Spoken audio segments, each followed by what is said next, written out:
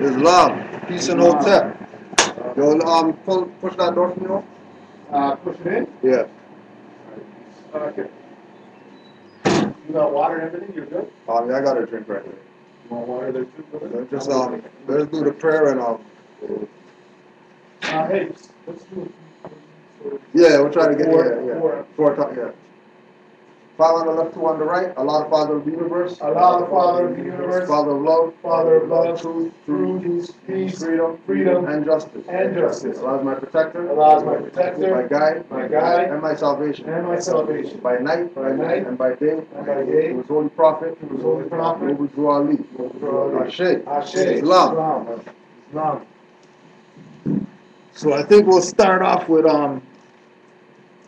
as usual, start off with our readings to be read every meeting that haven't been read for a long time. And then we're gonna go into some questions that we got sent today. Today just divine warning and some other little stuff. A warning from the Prophet to be read in every meeting.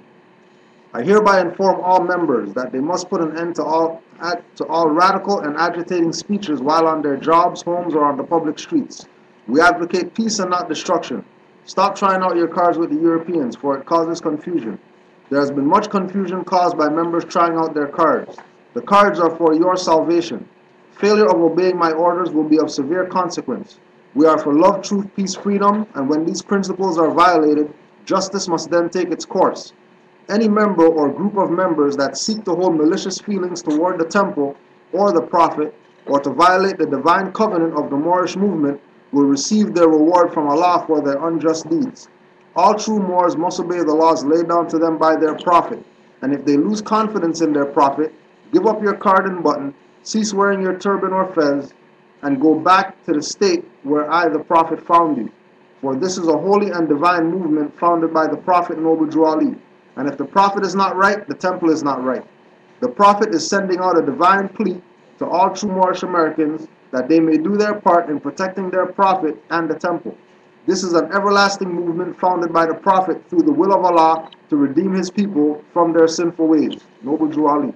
So I wanted to expound on that topic of trying out your buttons, your cards on the European. Yeah. I realize that every day in here, except for us active Moors who are trying out our nationality, right? 90% of these Moors now have been utilizing and seeing these cards. They're not listening exactly to what the Prophet's been saying. Right. Right? And I'm talking in real time. Every one of them is trying their card out on the European. Right. That's really what they're doing. They're not activating their own powers. Right. Right? When this man gets drawn up, he's standing on a square. Right. But he's not going out there going, you know what I mean? Yeah. This is who I am. Is the shield. And what we're seeing in even around here is that's what's really going on. People are actively taking their cards and going out there. Not if you're being harassed, okay, I'm standing on a square. I'm talking about, I'm going to go to you now, I'm going to tell you this, and I want this. And you want some type of whatever. No, but that's, when I started to realize that every time you've been saying that, that's really what we've been doing. That's really what it is, yeah. Trying out our cards. Trying out the cards, right. And he told you not to do that. Right. I was going to ask you guys to elaborate on that. What you meant by trying them out. Yeah. But what it meant was, for example, and I'll say this, some of these brothers who are looking into some of these other remedial and all things that kind whatever, of stuff, right? trying to get whatever it is, something other than knowing that you're the card, just like you're the temple, right? Just like you're the king and the queen. Yeah, just like the 7 on the Quran inside the broken circle is you on the earth plane. You know what I mean? Right? Because if we know that the so-called policy enforcers out there, right? They're not all of sound mind. That when we say nationality card, they're going to be like, oh, and then give your stuff back and they go about their business. Like, that ain't happening, right? So if That's happening even on the defensive. Right, on the defensive, yeah. Like when you got drawn up there, you're like this. You're standing your square. So ultimately you're going to get played out. I'm talking about actually going into their thing. Right, going into their. Yeah, you know what? I'm taking from you because this is me. Right, because that and then that's the difference too. You know what I mean? Because with this, he's saying, stop trying out your cards. Right. If somebody says to you, "Let me see ID," you're not trying the card out. No, that's right. See what I'm saying? That's the, you know what I mean? That's the difference. You're not going up to them and saying, "This is what I want. This is what I." Right. The same thing when you go when he goes into the thing and they try and jack a tax on him. Yeah. He's not trying out his card. Right. He's standing on the square. Right. When I come in there and say, "This is mine because of this," then I'm really trying out my card. I'm trying to get something for nothing. Yeah. And that's what I was getting at last week and the last couple of weeks, where we have to understand it's about activating ourselves, not trying to get something from them. Because we're still in a subordinate position. Right, if you get something, right. See how you go out on your work and you're creating energy? That's where Kudo and I, sometimes we're on a slave, we're on the ship, where we're still working for them into a certain degree because of the dynamic we're in. But ultimately, we want to move out of that. Right. We're in that process, right? So that's the difference, right? There are certain situations, because we're under colonization, we have to do that. That wouldn't be our first choice, but we're not going out there and actively, because that to me is what's messing up the ether. Right. And all of these people here, they've seen something. It's like they saw, like they said in the Quran, they've seen some glint of light in there. You see the pebbles at the bottom of the pool or whatever. Thinking it's gems. That's what I mean. That's really stop trying it out. Right. And that's what I realized. And this came to me. I'll put it out on the thing. I see all these people now. They're just give me 2 seconds here. The Pope said today, I was watching a little C24, check the weather. Pope said today, computers are the new evil. That people who are on the computers and cell phones, that this is stealing their soul. So what the fucking Pope said. And I thought to myself, well, wait, they're the ones running everything here anyways, and they're the ones pushing the computer. I talked to my healer guy today saying that's what it is. It's always the duality. They're telling you one thing, and then on the surface, the karma level, and on the other, it's like saying that cigarettes are bad, and then they have cigarettes everywhere. Then they have cigarettes everywhere, You see what I'm saying? So that, and then we go out and buy cigarettes. So the karma's on us. That's what he's actively talking about, right? So I lost the point there, but it was, sorry, I lost the point. If it comes back, just hit it up. So go. Right. Well, so in trying out, that's on the Moors to not do. Okay, I got it back now. So what it is, I realize this now. Check this out. Every time, so I go on the TPC and I'm seeing people on the phone, everyone's doing it on the phone. What I realized is that every time you're on the phone looking for something, you're really telling someone exactly what you're thinking about. That used to be yours. Now, if you're on the phone Googling whatever, that's where your mind is. Right. And if they've got supercomputers, they're all compiling all this information is being locked. And then they compile that with the supercomputers that are listening to every phone call, with your buying tactics. This is how they've been running the world. They know exactly where we're going, know exactly what we're thinking about. Where we're coming from, what we're thinking. Because remember, I was watching something else that says, this movie you guys got to watch, The Kingsman. Watch it. For real. With, what's his name, Samuel, whatever. New movie or? New one that's coming out. Oh, that's coming out? That was out, Kingsman. So you got a bootleg. Huh? You got bootleg? So anyways, what the deal was he was saying that, and he made this point, he goes, I like to write shit down because that's between me and a piece of paper. For real. Anything that was sort of everything that you're doing now is between you and whoever, millions of people. Remember you put that little disclaimer on the end. Disclaimer doesn't mean nothing. If you read the 50 pages that you get when you finally get your phone in the beginning that you go by, all that shit is saying that they're allowed to snoop and just to snoop and to compile all that for all their informational data stuff, right? They just use different language. To help better the user's experience. That's why you notice now, check this out, every time you go on anything with them, they say this phone call may be recorded. That is considered. And that's new. No, but that wasn't something that you know what I mean? That's something. That is for that purpose. That they're basically saying that we're going to record everything and we're telling you it's for this reason, when really it's just they're saying it's to help better the experience, make it better, right? Blah blah blah. They just want contact information. Because remember this, right? You're not supposed to tape someone without their knowledge. Right. But they give it. So what they're doing is they're giving you consent. You don't want that you have to hang up the phone, but remember, you need to But you need the service. So check that out. So what I realized, and that's why I have been having to push towards stay off the internet, was books. Because when I'm in a book, that's you and the book. When I'm on anything else, my empress was trying to check something on the internet, and all of a sudden she couldn't get the website. And I said, to her, this is exactly why. When they want to shut you down, they can do that. When you could just go get the book. They can't stop. Yeah, they can't stop you. Yeah. Right? So that's what I'm starting to realize with all of this. That buy books, Morris. Buy books. That's where our minds are. Crap. Where our minds are where our bodies are. Yeah. So if our minds are all that shit, they've got us. Right? So that's why, and that's what I meant about these cards. And all of our minds are still on their shit. Mm-hmm. Yeah. It's not on our shit. Yeah. And that's the change that has to happen. Yeah. We have to be in our shit. Yeah. It's not in everything is still about trying to get something from them. And I'm on the same wavelength. All right, peace. I just said that was on me for a bit. And I wanted on me. That's where we need to be. Yeah. Once we start activating ourselves, and I come to you to do whatever you do, and come to you for that, and you come to me just like we were talking before, then they're done. Because what you realize is they're watching us anyways, jacking that shit, putting their thing on it, and then having us come to them. Yeah. You just got to organize. When we need to just eliminate them as the middleman and just deal with. And then they have to come to us because it's our shit. Yeah. Ultimately, they're the vampires sucking on our energy. Yeah. Well, what's happening is we're giving them the energy. We're giving them the energy. And then paying to get our own energy back. You want to know a good example? Niagara Falls. 90% of the energy that Niagara Falls creates is so-called, that's called this is Canada. And the so-called Canadian government sells the electricity to the U.S. government and then buys it back from them when they're short. For real.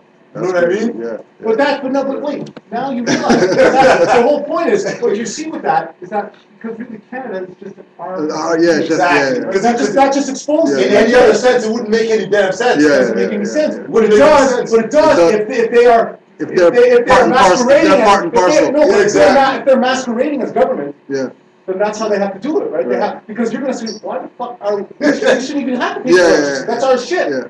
But they're really, it's the company arm giving it back to them, and you don't remember there's no money. There's no money ever really. So it's just bookkeeping. It's just bookkeeping, and then it's their excuse to be able to come back at us. I want everyone to remember too, we're not dealing with the Canadian government, we're dealing with the Hudson's Bay Company. That's what we have to remember. This isn't government here. Every time we say government, like Todd said, we're giving them power. They ain't government. That's a corporation we're giving them. Right. To be proclaimed in every meeting, March 18th, 1929. Islam, I am glad to know that I have a few faithful Moors among you all, and I desire for them to know the truth and the divine truth. There is a host of jealousy about me and the movement now by the same people on our side of the nation that claim it was only a joke and unreal. But now, since they have found out from the government officials and the nations of the earth that this is the only sole foundation that all Asiatics must depend upon for their earthly salvation as American citizens, they are working every scheme that they can to disqualify me so they themselves may take charge of the situation. I have notified all these things to you long ago in the past. It is through the faithful Moors that attribute to the movement and uplifting funds. The ones that paid their divine respect to me and the movement will be remembered. That is why I am calling upon all faithful Moors to increase their faithfulness to me, your prophet, and your divine Moorish movement. I need finance and I need it badly. Never before have I needed finance so badly as I do at present, so I can shove aside the discord that is facing the nation. It all comes through jealousy because of my fame and nobility. The nations of the world will not recognize the movement without I, the prophet, being head. It has been proven by my works, which I have performed in the last few years. To be proclaimed in every meeting. I also wanted to read a chapter out of the Red Book, or the Mysteries of the Silent Brotherhood, with regard to recognizing where it is that we are as the nation, and understanding that when Noble Drew Ali divinely prepared the Holy Quran of the Moorish Science Temple of America, attached to it was the Mysteries of the Silent Brotherhood. And attaching the Mysteries of the Silent Brotherhood to the Quran was so that Moorish Americans can realize that there's no intermediaries. It's the Prophet, it's Allah, the Prophet, and then Moors. It's not, Allah, the Prophet, and then Supreme whatever, and then Grand whoever of whatever, and then Second in Command Grand whatever, and then you have all these people with these titles, and then eventually it gets to the Moors, right? He gave us everything that it takes that we need, and we have to start looking directly at him now. You know what I mean? He told the Moors even with the Quran questions, 101, one-on-one, that he was dealing with us. Gave us the questions and gave us the answer. So you don't have to go study, you don't have to go look for nothing or whatever. All you're doing is verifying everything that he already put down. You know what I mean? If there was questions with no answers, then okay, you have to go study something to go look something up. But you know what I mean? It's like when in high school when you hear, you have that favorite teacher that's gonna say open book test. Right? And everybody's like, even the dumb guys in class are like, yes, I'm glad I came to class today. Some of those open book tests are messed up too. Yeah. Because if you don't know your shit, you're still to go search. You know what I mean? Right, so I wanted to read chapter 10. Meeting of the 7 sages to make laws for the coming age for the nation of the earth. Now when the sages were refreshed, they opened the book of life and read. They read the story of the life of man, of all his struggles, losses, and gains, and in the light of past events and needs, they saw what would be best for him in coming years. They knew the kind of law and precepts suited best to his estate. They saw the highest Allah ideal that the race could comprehend. Upon the 7 postulates, these sages were to formulate the law of life to the coming age that souls may rest. Now Mengsti was the oldest sage. He took the chair of the chief and said, "Man is not far enough advanced to live by faith. He cannot comprehend the things his eyes cannot see." Right? Still living in that right now. Right? We're still in that era of time where, we show people stuff and they still don't want to get down with what's what. You know what I mean? You can make it obvious to them what this is, what was brought to them, and they still aren't gonna see it, even though it's in their face, right? And then what's that let us know? That if you can't see what you're shown, clearly you're blind. It was interesting. I was talking about you today, and what he was saying was that basically we're all born perfect, or we all come onto this plane perfectly. And what happens through the indoctrination process, through all these processes while you, as children, Yeah. they really put all of these sort of like blocks, stitches, sort of colored things, Right. and that's a big process, I think, of why people will show you something right to the face. Yeah. Right. Even as you said, with us being born perfect. Right. Same thing with the perfect teacher. You come to class, you start at 100%, and you fail yourself. You know what I mean? They not know we're gonna give you tests and all that stuff and see how good you do. It's about you start with 100. Let's see if you maintain 100%, and 90% of the people are gonna fall off of that. Having 100 up front, being perfect, they're going to fall off. And because of the same thing, somebody influenced them, miss class today or whatever. Not do work, not do this. Part of the stuff, as I said, I'm not making excuses. I think I'm trying to explain what the process is. A lot of the so-called teachers that we have, those people aren't real teachers. That too. To us, right? These are people who have been, they were watching, I was yet again on TV 24, they were having not a debate, but they had like a public meeting in like Scarborough, right? Where they had one of these Hindustanis who was on the board to stop this carding. The carding, yeah. Actually, that was some of the stuff that we were gonna deal with too. Should I? No, you can. So the carding thing was that, the Europeans, they want the cardings because basically what we realized, Tesla had sent me this link about where the police, so-called police, started off. And the police were basically, they started off trying to make sure that we didn't so that they could keep their little area from us, right? That's what we, and then it moved into all these different areas to finally sort of basically this code and statute sort of enforcement. That's really what they're about. They're not really like, the police really should be just protecting us. Instead, they're really enforcing their shit. Yeah. Right? So part of the carding thing is yet again the same thing about trying to keep us down and profiling us. So he's in this public debate and he says, and he's with youths, how many youths have been stopped by police and questioned? Yeah. Only more got it. Yeah. And so all of a sudden they realized right there, right there, it was only Moors. Yeah. That was it. Like it was, let's say 100, there was 20, 30 Moors, and that was only Moors. Yeah. So you then realize that this wasn't fair, and that something was up with this. So you have these Europeans pretending like they want the carding gone. When really it's really, that's part of the whole game. They have to keep their eyes on us and their feet on our throats. The proverbial back, right? So, right, and just like you said with the Hindustani man, right? Man is not far enough advanced to live by faith. How much you guys, whatever, all the Moors only stood up. Amongst 100 youth or whatever, only Moors stood up. Europeans there, Hindustanis there, Turks or whatever like that, right? Chinese, right? He cannot comprehend the things his eyes see not. Right in their face that you guys are the problem. It's not the police are the problem. You people that are stateless is the problem. Because nobody else is stateless around here. The most multicultural city in the world. And the only people that's getting guarded are the freaking Negro, black, colored people. The only ones. Nobody else is not having no issues with getting pulled over, having to fill out cards and stuff like that. There's more Europeans and Chinese with their pants off their ass around here than Asiatics.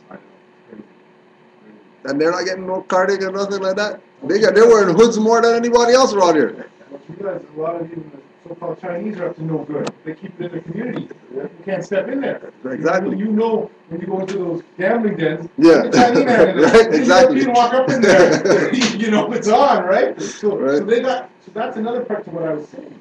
Our communities, we have allowed our communities to be broken up. We don't have communities. Right. You know that, right? I mean, sure. But just to say something on that, when you say about the and Chinatown, it's just they do whatever they want. I mean, in the free market, I see the Chinese they be selling bootleg DVDs all day. And not kicking their in the open, showing, not even hiding, showing that. cut it on the TV and all that. And when I used to go on the block trying to sell my thing, straight. And they tell you that I'm going to be arrested. Right. Yep. And they even just got raided last week. The Chinese guys. Oh, did they? For whatever selling bootleg stuff. Week after, stuff's right back, shelves are full right again. You know what I mean? And they're still make it look good. You know what I mean? And one of those things that I realized with the bootleg stuff, see, all of that media stuff still is about social control. So really, they were lucky when you were actually going to the theater. Getting some money. They didn't really care about that. Remember, they ain't paying money for it. Right. Really what the messages that they're trying to send in that shit. So Chinese are just part of their agents. We don't give a crap because remember, it's your account that we dipped in to make the movie to begin with. Right, it's your stock that we're manipulating to get all that money. And when we're saying that they made $100 million, we're just manipulating numbers. Right? But really, we need you to watch that movie. If you ain't gonna go pay the $20 that we suckered you into, a couple of Star Wars and Matrix to begin with. Go to Mr. Chin, get it for $5. Then he'll give you 3. You know that, right? This is what I want them to. I realize nothing is happening here that they don't want to happen. Yeah, everything is part of the plan. Even when they say it's illegal, that's more to get you to even get down with it. Because they know because they know that you're against the system, so you're going to do the thing that's against the system. Really, that's for them, right? Don't do drugs. Do drugs, now you're messed up. Now we got you. Yeah. You know what I mean? They don't want those drugs here. They're not here. That's it. You know that. Like they make a sentence. Hey, that's it. Top of the split. You know how many people are smoking split? No. Yeah. Right. That's the end of it, right? So you know the game is really just about sucking your energy. I remember I listened to one of your CDs and you saying that they would have to tell us, tell us the truth eventually. But you said when we do it, you said that you have to tell us the truth. Right. You watch the news, watch the Right, yeah. not Yeah. reading the news, whatever. Yeah. And said movies to me is where they're telling the truth. They're telling the truth, right? Because Right. they're trying to The make it look like skies, sci-fi. Yeah, skies yeah, or something, right? yeah. It's sci-fi, so people Right. oh, it's sci-fi. Yeah. Yeah. And that's you know, actually it's right here. He yet is a child, and during all the coming age must be taught by pictures, symbols, rites, and forms. Right? So, not being able to see what's really going on, it has to be told in a different way so that it could be interpreted. And then that's what they're doing, using the movies, using music, you know what I mean, to get the message out. But you know, it's just like um,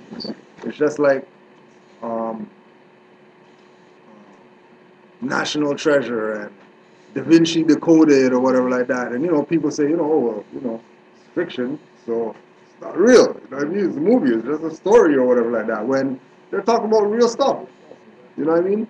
Why they have the Great Seal on National Treasure, and that's fake? When the Great Seal is a real thing that's actually like around in circulation amongst the people right now. But they're gonna say that that's fake. You know what I mean? Da Vinci Decoded or whatever. Oh yeah, that's just a movie about some conspiracy theorist, whatever like that. But they're talking about the Vatican in there when that's real. And then you can't just say the Vatican in a movie and the Vatican not sanction that. They sue people for that stuff. 100%. We are gonna talk about, oh yeah, you know, police or whatever like that, or have police cars and whatever. You know what I mean? Say FBI, CIA in a movie that's fiction, when that's a real organization or whatever. Obviously, they're sanctioning that stuff. And if they're sanctioning, there has to be some type of reality to it. In regards to that, I came across years ago. A statement where they're saying that the Europeans they use their movies to, like, let's say, broadcast a message worldwide. So like they have people all over the place. 100%. So instead of just saying like instead of trying to get all of them together to get the message across, they put the movie out. You see what I'm saying? But everybody who knows what's up in regards to their little circle, yeah. they can pick up, they can decipher right. what information is coming across through the movie. Right, right. I came across that. Right. 100%. That's a new form of transferring information and control. Right. Right? Because what they've done is through their sorcerers, they've been able to, for you to think it's entertainment. Yeah. So you're picking up on keys, missing other keys, yeah. taking the shit in that they want, and then ultimately there's always that other little moral message underneath it, right? Either it's, you know, there's some other hidden message that's always coming through. The people with the keys, they're unlocking all the messages. Right. Oh yeah, and then as you said, entertainment. Just for Moors out there, don't forget to check out Cultivated-Minds. That's Sister Sela Bay's website, cultivatedminds.com for that etymology, and MoorishCivilLetter.net, Brother Abdullah, that etymology, because entertainment is meant really means mind. So they're Entering the mind. Entering the mind. Enter the mind. Which is what they're doing with all these movies and all this other stuff, right? You know, just an etymology hit for the Moors that's doing something up there. His God must be a human God. He cannot see Allah by faith, and he cannot rule himself. The king must rule, the man must serve. The age that follows this will be the age of man, the age of faith. In that blessed age, the human race will see without the aid of carnal eyes, will hear the soundless sound, will know the Spirit Allah. The age we enter is the preparation age, and all the schools must be designed in a simple way that men may comprehend. Right? So this is why I drew all these books are this big. So nobody has any excuse as to why they can't learn, why they don't get it. That's why the message was simple. You're not Negro, black, colored, or Ethiopian, but these names were given to slaves by slaveholders. As soon as somebody hears that, immediately they say, oh, if I'm not Negro, black, colored, then what am I? Next nautical question. Simple. And he kept stuff simple, right? Because he knew all this information right here. he already had access to this, to know that, okay, this is how I have to approach our people in order to get them, you know, in the millions to be down with the Moorish movement, according to the FBI papers. Right? That when they started the infiltration, there was millions of people in this. And then 2015, we got 4 people in class. You know what I mean? And then 9 people online. Including the administration. Right, yeah, right. Including the heads. Right? You know what I mean? Everybody doing whatever. Right? And then complaining after when things aren't going in their favor or whatever. And man cannot originate. He builds by patterns he can see. So in this council, we must carve out patterns for the coming age, and we must formulate the gnosis of the empire of the soul, which rests on 7. Each sage in turn shall form apostolate, and these shall be the basis of the creeds of men until the perfect age shall come. Then Mengsty wrote the first. All things are thought. All life is thought. Activity, the multitudes of beings are but phases of one great thought made manifest. Lo, Allah is thought, and thought is Allah. And then Vidyapati wrote the second postulate. Eternal thought is one. In essence, it is 2, intelligence and force. And when they breathe, a child is born. This child is love. And thus the Triune Allah stands forth, whom men call Father, Mother, Son. Right? So right there they cramped the whole triune stuff that they're talking about, Holy Ghost and stuff like that. Right? All these people who right now, still today, are still on their little dogmatized way. Right? We're told that it's Father, Mother, Son as the triune. No such thing as Holy Ghost or whatever. But where are they right now? Sunday, they're up getting the Spirit and all that type of stuff. Eating Christ's flesh and drinking his blood or whatever. Talking about talking about their for God and whatever like that. They're, you know what I mean? Burning birds and goats on the altar for God. You know what I mean? Right? Hypocrites. This Triune Allah is one, but like the one of light, in essence, he is 7. And when the Triune Allah breathes forth, lo, 7 spirits stand before his face. These are creative attributes. Men call them lesser gods, and in their image they made man. And Casper wrote the third. Man was a thought of Allah formed in the image of the septenate clothed in the substance of soul, and his desires were strong. He sought to manifest on every plane of life, and for himself he made a body of the ethers of the earthly forms, and so he descended to the plane of earth. In his descent he lost his birthright, lost his harmony with Allah, made discordant all the notes of life. In harmony and evil are the same. So in harmony and evil are the same. So evil is the handwork of man. Ashbina wrote the fourth. Seeds do not germinate in light.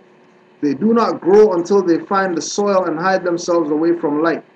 Man was evolved a seed of everlasting life, but in the ethers of the Triune Allah, the light was far too great for seeds to grow. And so man sought the soil of carnal life, and in the darksomeness of earth, he found a place where he could germinate and grow. The seed has taken root and grown full well. The tree of life is raising from the soil of earthly things, and under natural law is reaching up to perfect form. There is no supernatural acts of Allah to lift a man from carnal life to spirit blessedness. He grows as grows the plant, and in due time is perfected. The quality of soul that makes it possible for man to rise to spirit life is purity. Right? So everybody who recognizes that Noble Drew Ali is a prophet and he brought certain things to them. When we adopt the teachings of Noble Drew Ali, we become seeds that he took and he goes like this. right? And every individual is a seed that's going to get, you know, so water, which is knowledge, light, which is knowledge, and grow. And based on the different degrees that we get of light and the different, you know, ounces of water that we get would determine our growth. But every individual is their own seed. And the growth comes from man knowing that you have an obligation to this. Whether you think, and once you know about this, you have an obligation to people out there to let them know, right? If we think that, you know, this is just for us because we got feathers on and it's not for anybody else, then we already lost. If we think that, you know, things out there are going to change, if we don't change with ourselves, we already lost, right? Because every single individual that takes the position of saying they proclaim who they are, they know what their nationality is, they're studying Noble Drew Ali, guaranteed somebody is going to be looking to them for something, whether it's, you know, some trees are for fruit, some trees are, you just want some shade or whatever. Some trees are, you know, to show the everlasting power of nature. You know what I mean? Some trees are just there to, you know what I mean, not grow, just to be there, no leaves, nothing, just there, you know what I mean, branches only. You know what I mean? And some seeds don't even become trees. Some of them just sit there, and you're stuck in you know, that depth of darkness. And no light is getting to you, no water is getting to you, and you're just there in darkness, right? And that's majority of our people. Majority of our people. On that one, was there not another page though? You put the page over. No, that was it. Next page is 11. Next chapter 10. That was chapter 10. Because there was another phrase in the red book that really.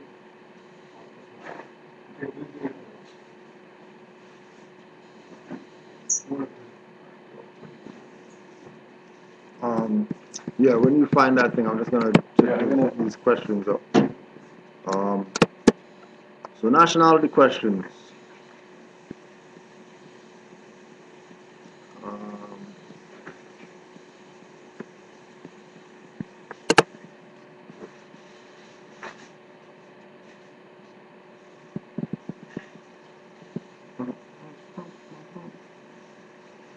Okay. First question. What is the proper way to transition into our proper status on and off the record? What is the best way to transition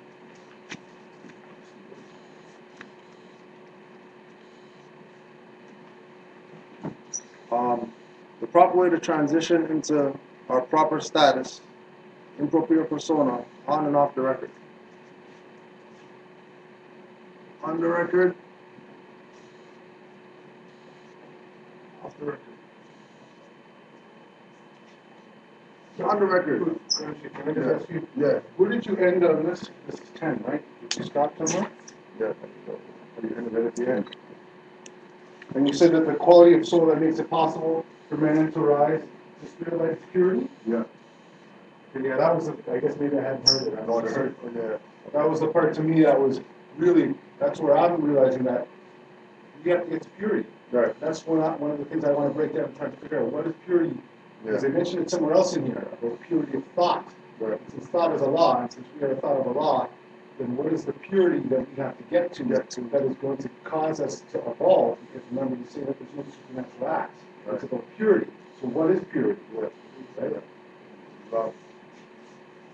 So on the record,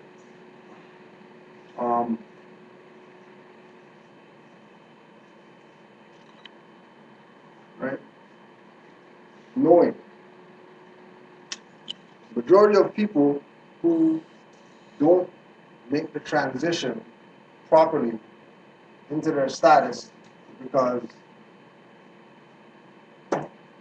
they don't do this. Most times, just like Jolly said not to do, they're trying stuff to see. Testing waters and whatever like that. When, if you know, once you have knowledge of, you're not going to have to try it. Because with knowledge, as we know, with knowledge comes power. But if we are taught that power is illusion, right? With knowledge comes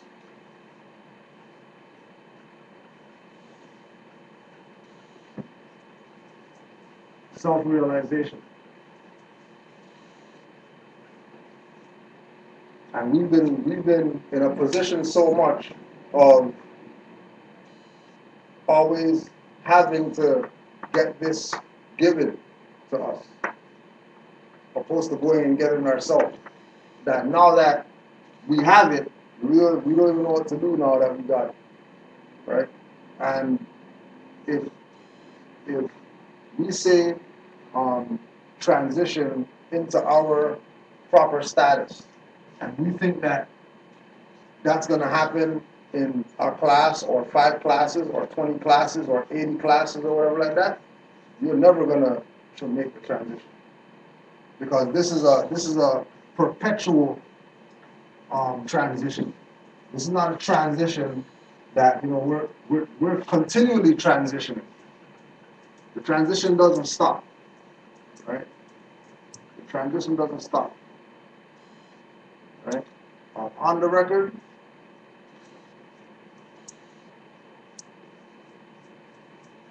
proclaim and declare.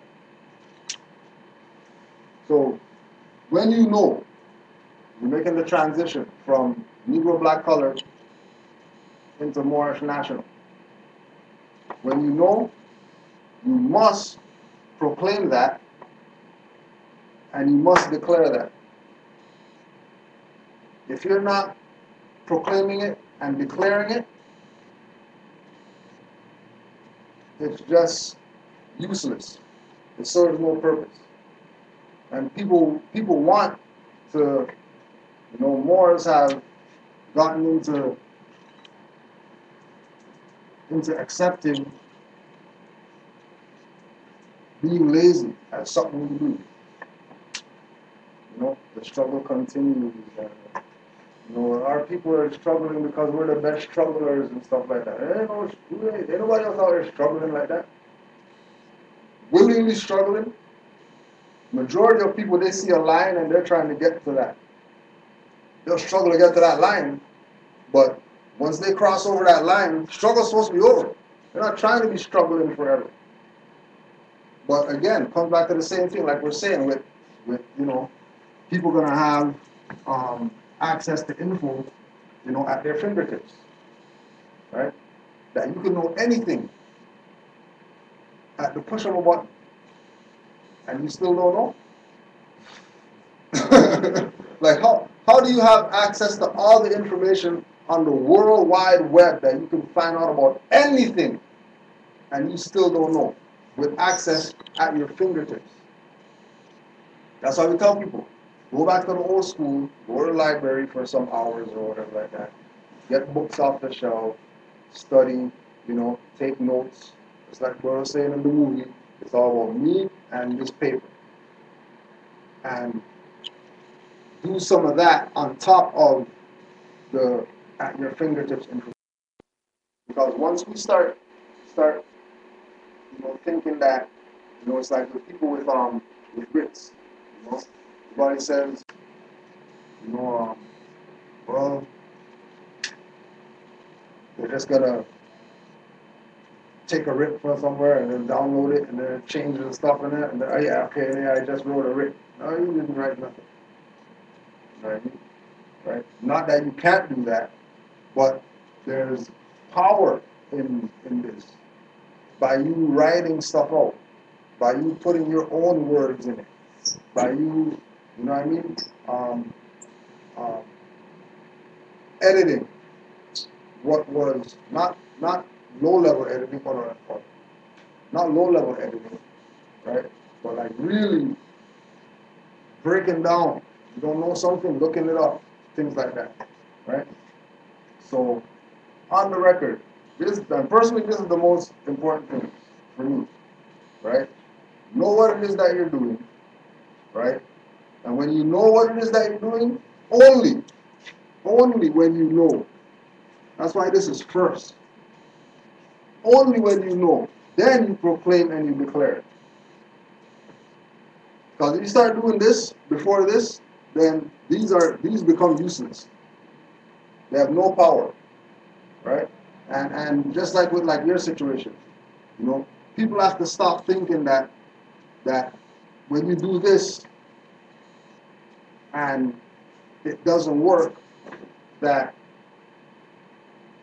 you're wrong, we did something wrong, or whatever like that. It's really not that. We're under occupation. Yeah, it's not and we represent the sword that is gonna take these guys' head. We represent that. Nobody else out here represents that, because the majority of the people out there, they're backing this beast system. Right? Right, knowingly or unknowingly, they're down with the beast system. They can say black power, kill crackers, whatever, all they want. They're down with the beast system, right? Because the only thing that's going to stop everything from going on here is status correction. And status correction based on what Drew Ali brought. That connects me back with what I was saying. They think at the end of this knowing, proclaiming, and then declaring, is all of a sudden going to tap into some account that's going to put things even. Right. What they don't understand is that's to save your spirit and your soul, and then you got to get to work. That's the last part of it, which is where everyone is being lost. You haven't lost yourself in that, but that's what I'm talking about. They think at the end, when they don't register that, like with you, with your travel and stuff, you think at the end of that made a difference to you. It just exposed that they were a bunch of criminals. Right. Now you got to just keep going. Now you keep moving. Now what do you do? Right. Anyways, just to show you what I was showing, this is where it was.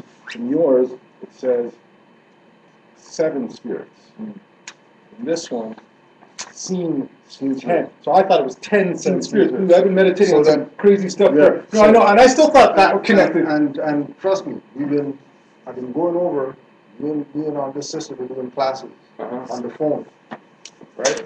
And in doing the classes, we're finding so many inconsistencies I'm with wondering no Juali stuff. Like we have like 3 different Qurans or whatever, and all 3 of them say something different.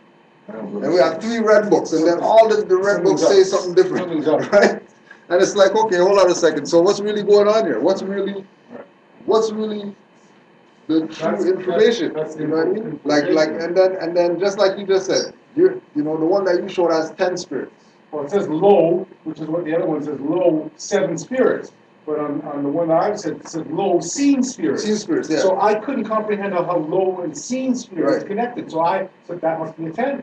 Yeah. So 10 seen spirits. So then I connected with the other 3 planets, which sort of still has me confused. Yeah. So that's where I think really, and I was going to talk to you about that too, sort of trying to clear all that up eventually. And I mean, it's fine-tooth combing, and fine-tooth combing again and again and again, because these individuals who call themselves Moorish leaders or whatever like that think that they got away with something. They thought everybody was going to be dumb Negroes or whatever like that. Just come into this. Oh yeah, and praise Allah, Nobu Juali, and then that's all. And yeah, that's it. When there are individuals who see this for really what this thing is, and they're about exercising certain things. And it's like when we talk about the wall of hypocrisy, when you hit that wall and you realize that something's up, like something's wrong if there's 4 different Qurans out there and all of them say different things in different places. Like something's obviously wrong. Somebody did something. wasn't Noble Drew Ali because, he brought one. 2014 got 4 different Qurans, different covers on it, 101 questionnaire, then some people say 102 questionnaire, and then some of them put it together, and like, there's obviously some stuff going on with regard to the information. And this is where it comes in again to knowing, right? Because if we're doing study, right? I liken it to somebody saying, I was talking with somebody else and they were talking about somebody was talking against Taj teaching certain stuff. Because, he shouldn't teach those stuff because, that's add-up information or whatever like that. When, looking at it like that, it's information for everybody. And if you could go verify everything that he says in multiple different sources, one, that proves that you're studying because you have all these different sources that you checked, right? And two, it shows that what he's saying must be legit if it's verified in all these different sources that you've been checking. So when you have these issues with Red Book, Quran, or whatever like that, and you realize these things, we document chapter, verse, document, and then we put out a book or whatever on correcting the whatever, in detail, not just, some issues, but real detail, like breaking down that this one says, this one says.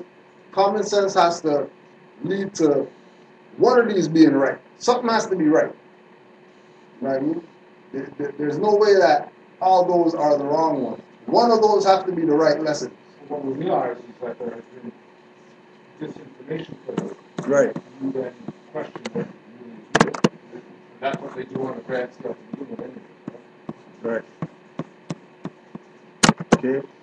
And then the other thing too, with regard to the first question, proper way to transition into the proper status on and off the record. There's no off the record. If you're doing stuff here, if you're doing Moorish off the record, then it doesn't count. So, right? So everything is about on the record. On the record, for the record, and let the record show.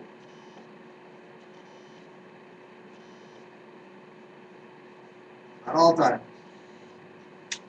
Okay? So again, knowing is first thing. So people have to learn this word too.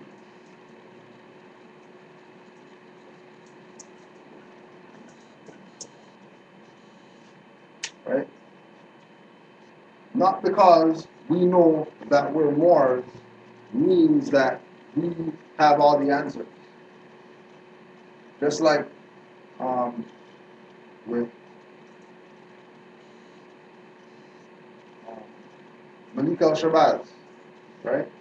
That he came into this information, but he was still a novice. But people are looking at him like, oh yeah, he's the savior of the whatever people or whatever like that. He's in it. He just started getting on the info, just started dealing with human rights, just started dealing with UN and stuff like that. And people are looking at him like he's the one that's gonna come back to the same thing about, with the Red Book with, the video party talking about the priesthood's dead. They know priesthood. The only thing we can use them for is graves and funeral chants, and that's it. They're not serving any purpose as a connection for man to get to the higher or whatever like that. Man has to do that himself. Right?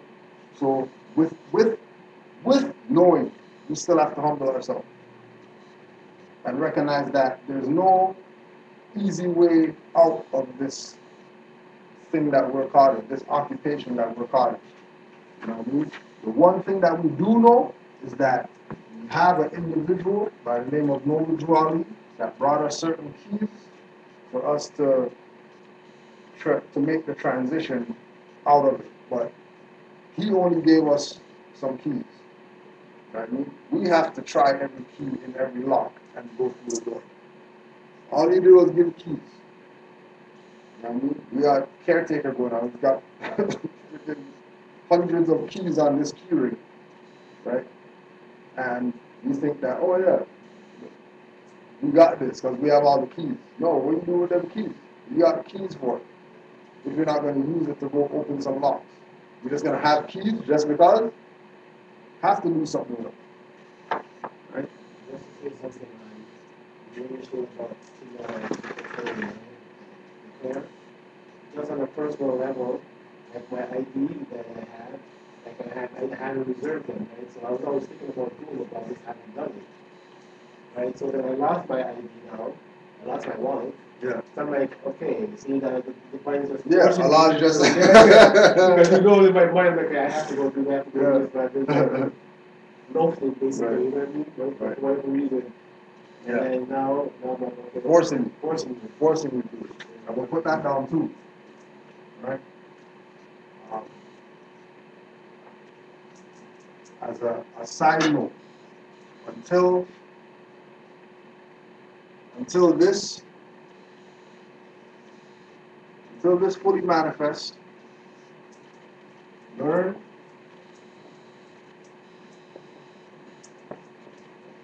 to live within contracts.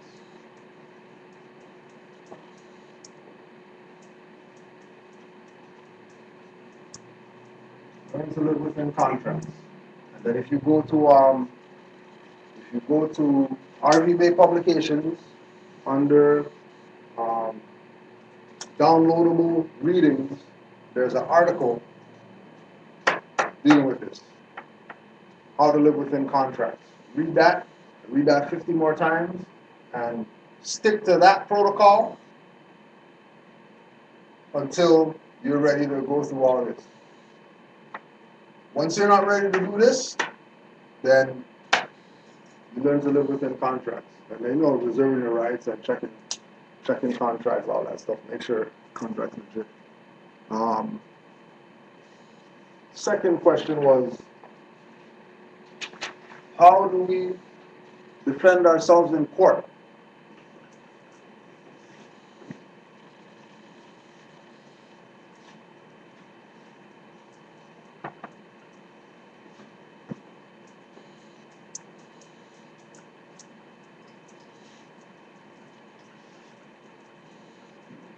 How do we defend ourselves in court?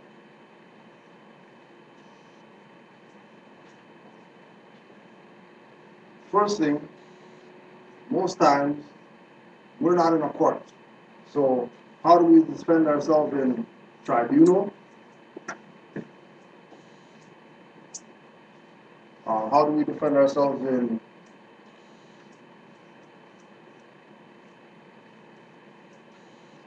color of law? How do we defend ourselves in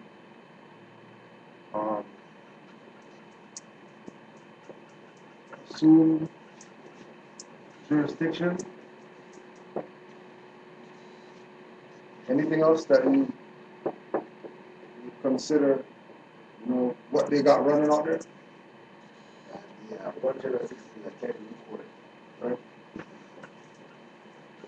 Go anything out of that. You guys from different courts? Yeah, different. What we would call what they're doing. And we know that they don't do court. So what's Administrative? administrative?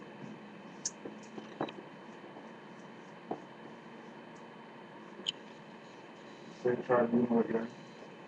About traffic. Traffic? Traffic. Definitely.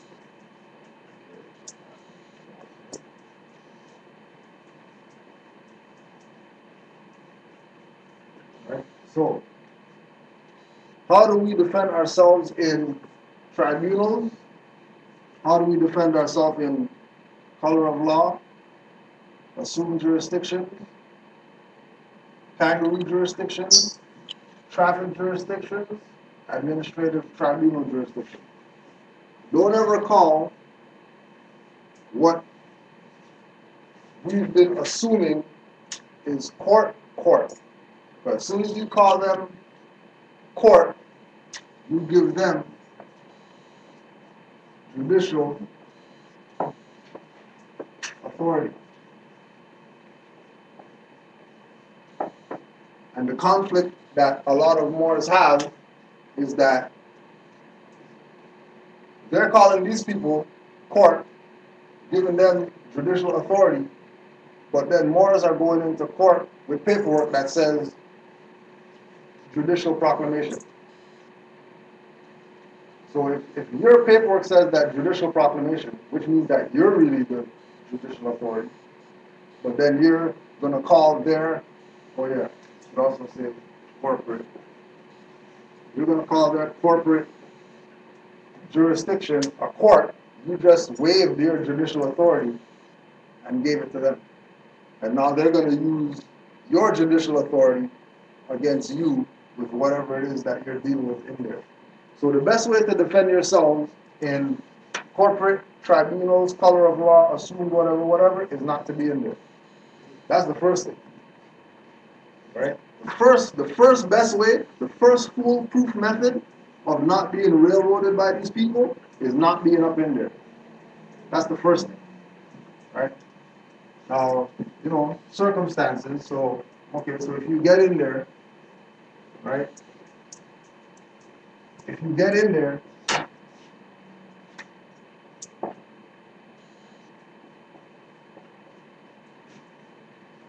first thing is your status. Second thing, jurisdiction. Right? This must be proved, and this must be proved. Your status better be nationals when you go in there. If you get pulled over or something like that, and then somebody says, "Oh, yeah, go to court, just say this and that," don't worry, go pay whatever ticket it is or whatever like that, and correct your status and keep yourself out of there. But as soon as you don't have this status thing correct, they're going to automatically go here. Assume jurisdiction. And once they assume jurisdiction, then you're in there forever. Because the next thing is adjudication. And what they're going to do is they'll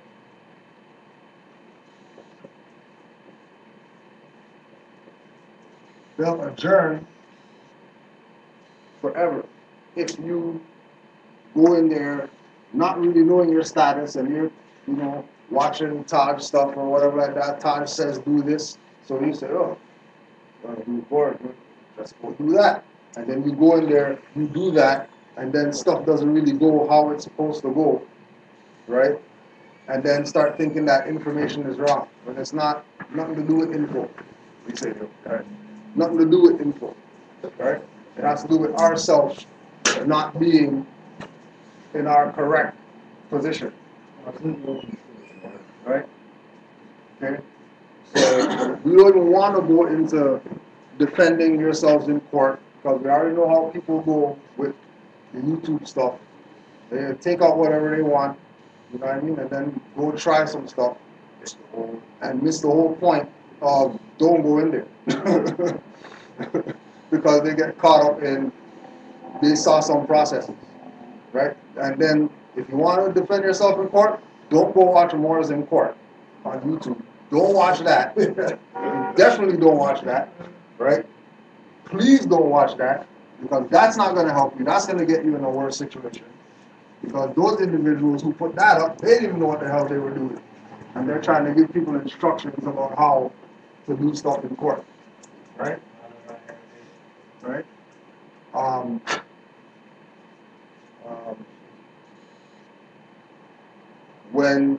If we're looking at defending ourselves in that jurisdiction, right? If we're talking about defending ourselves in these tribunals, we do not want to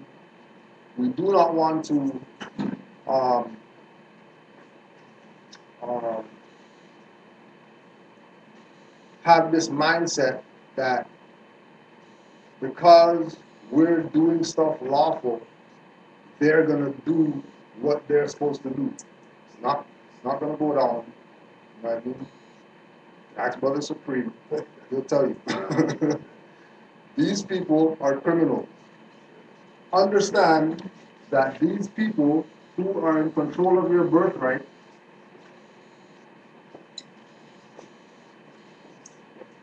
are criminals. They came here and they did illegal, unlawful activity for hundreds of years. We're not just starting to do stuff right now. They've been doing illegal, unlawful activity. And because they've been doing so much illegal, unlawful activity with us doing nothing, not following the Prophet, not listening to Allah, not checking the warnings that were given to us or whatever, following after fake leaders who said that they're down with the people or whatever like that, putting them into civil rights jurisdictions, putting them into wardship status and all this type of stuff. Here we are, having to deal with these criminals.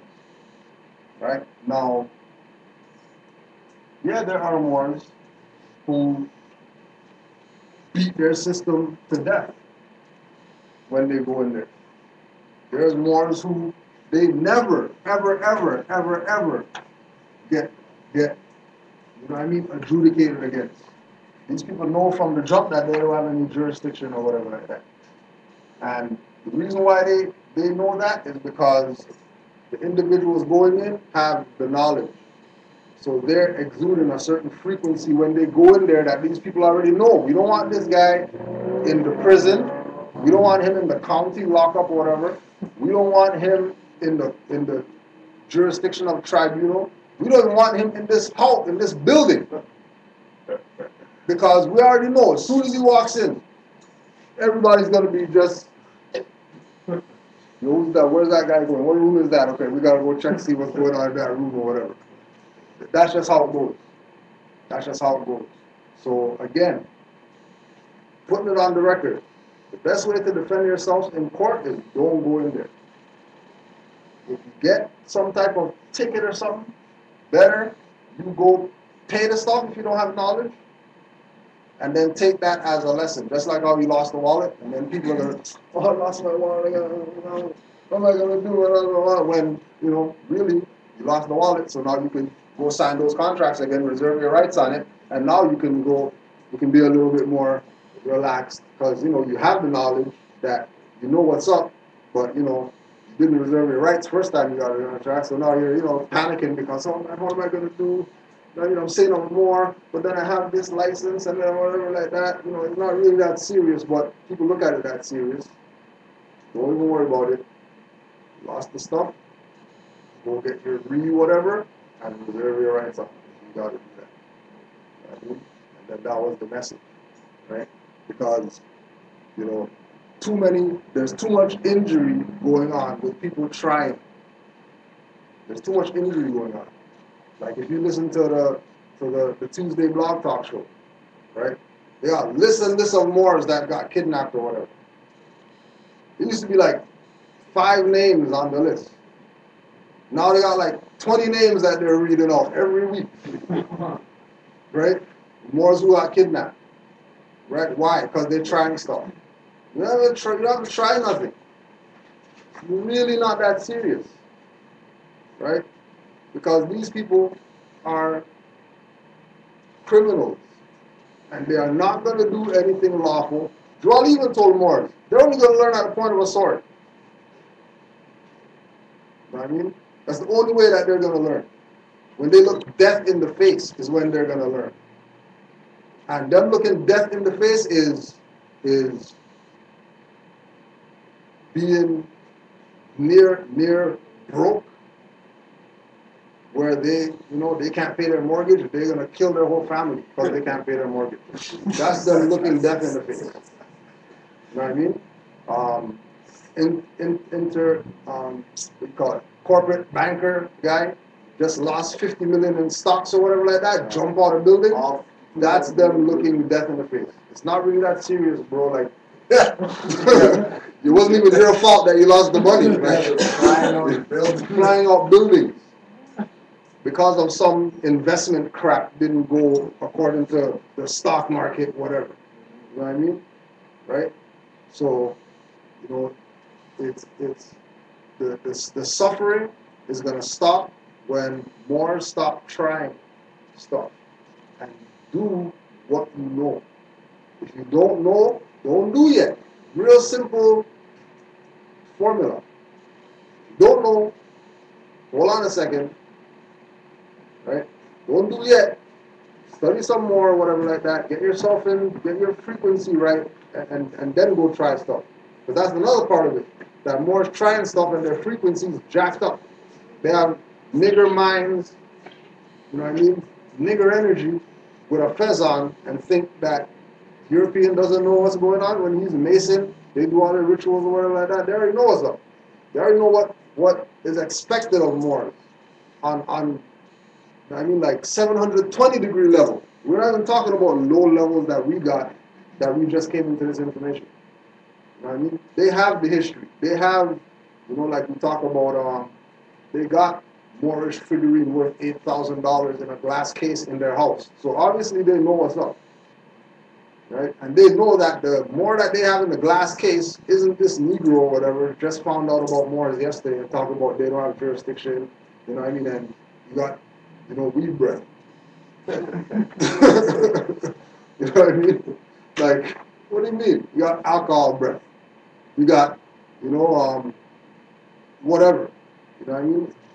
Dealing with things out of priority. I mean, first priority is knowing. That's first priority. First priority is simmer down, take some time, get some studying, some real studying, not some one watch YouTube video. Oh yeah, now I know I'm gonna go do some stuff. That ain't studying. I'll tell you that. Put that on the record. Watching YouTube video is not studying. Right? If you don't have law dictionaries at your house, etymology dictionaries, unabridged dictionaries, metaphysical dictionaries, you have none of that stuff, you're not studying, you better go hit the library up or something like that. Because watching some video isn't going to do it. And if you do watch it, and if that's how you're doing your stuff, you're watching videos, you still have to go to the dictionary or whatever to go check, double check, triple check, quadruple check certain stuff you hear people say to make sure that whatever is saying is real. And again, we're not playing the game of putting out there how to deal with your court stuff. So as soon as you put it out there, you're going to have some idiots calling up 2 weeks later, you know what I mean? Yeah, they just kidnapped me or whatever like that. I saw your video and then you guys said that I should do it or whatever like that and it didn't work. Yeah, it didn't work because your spirit's messed up. That's why it didn't work. It didn't work because information is wrong. You know what I mean? Every case is different. It's unique. Big time, every case is unique. Every case is supremely unique. You know what I mean? Every case is supremely unique. Exactly. So there is no guideline. You have to know your situation.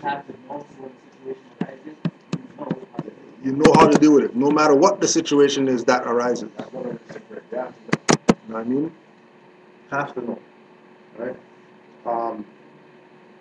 The next question is, how do we travel without a passport? Right? Same thing, right? And this is kind of in, well, we'll do with the other question after. So how do we travel without a passport? How do you travel without a passport? That's like, how do you write to travel? How do you write to travel? Well, you open the door, you get in the seat, you put the key in the thing, turn the thing, and then you just put it in drive and you drive, right? How do you travel without a passport? Oh, you show something other than a passport and go travel. Comes back again to the same thing.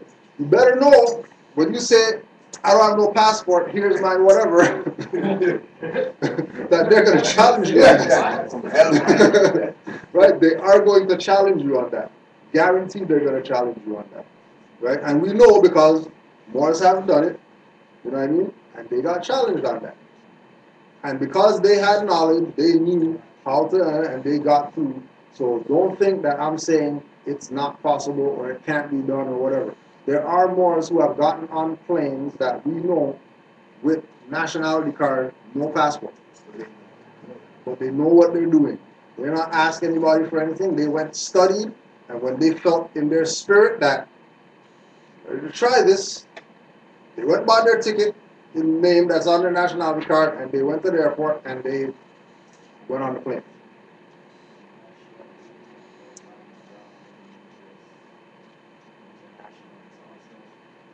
It all starts with you. It all starts within. Right? Because you just know. You'll just have that confidence and that feeling that you just Right. Right. I mean, and just like you're saying, you'll just know. Just like you just know that when somebody says, you know, peace, black man. Don't even go there with me, yo. Don't even go there. What do you mean? You mean another? No, I'm not down with whatever. You guys keep that black stuff over there. And I don't know what you say. I look at the situation. If you were asking that question, you say, how do you travel without a passport? How would they do it? If you're asking that question, then you're not ready. You're not ready to do that. Because you might put yourself in a situation you can't go home. You know what I mean? You might be able to leave, but you might not be able to come back. And trust me, you don't want that situation. Exactly. So that's the question. You don't want that situation. Yeah. You know what I mean? Right? Now, you know, again, Brother Supreme, you know, he lives for those situations.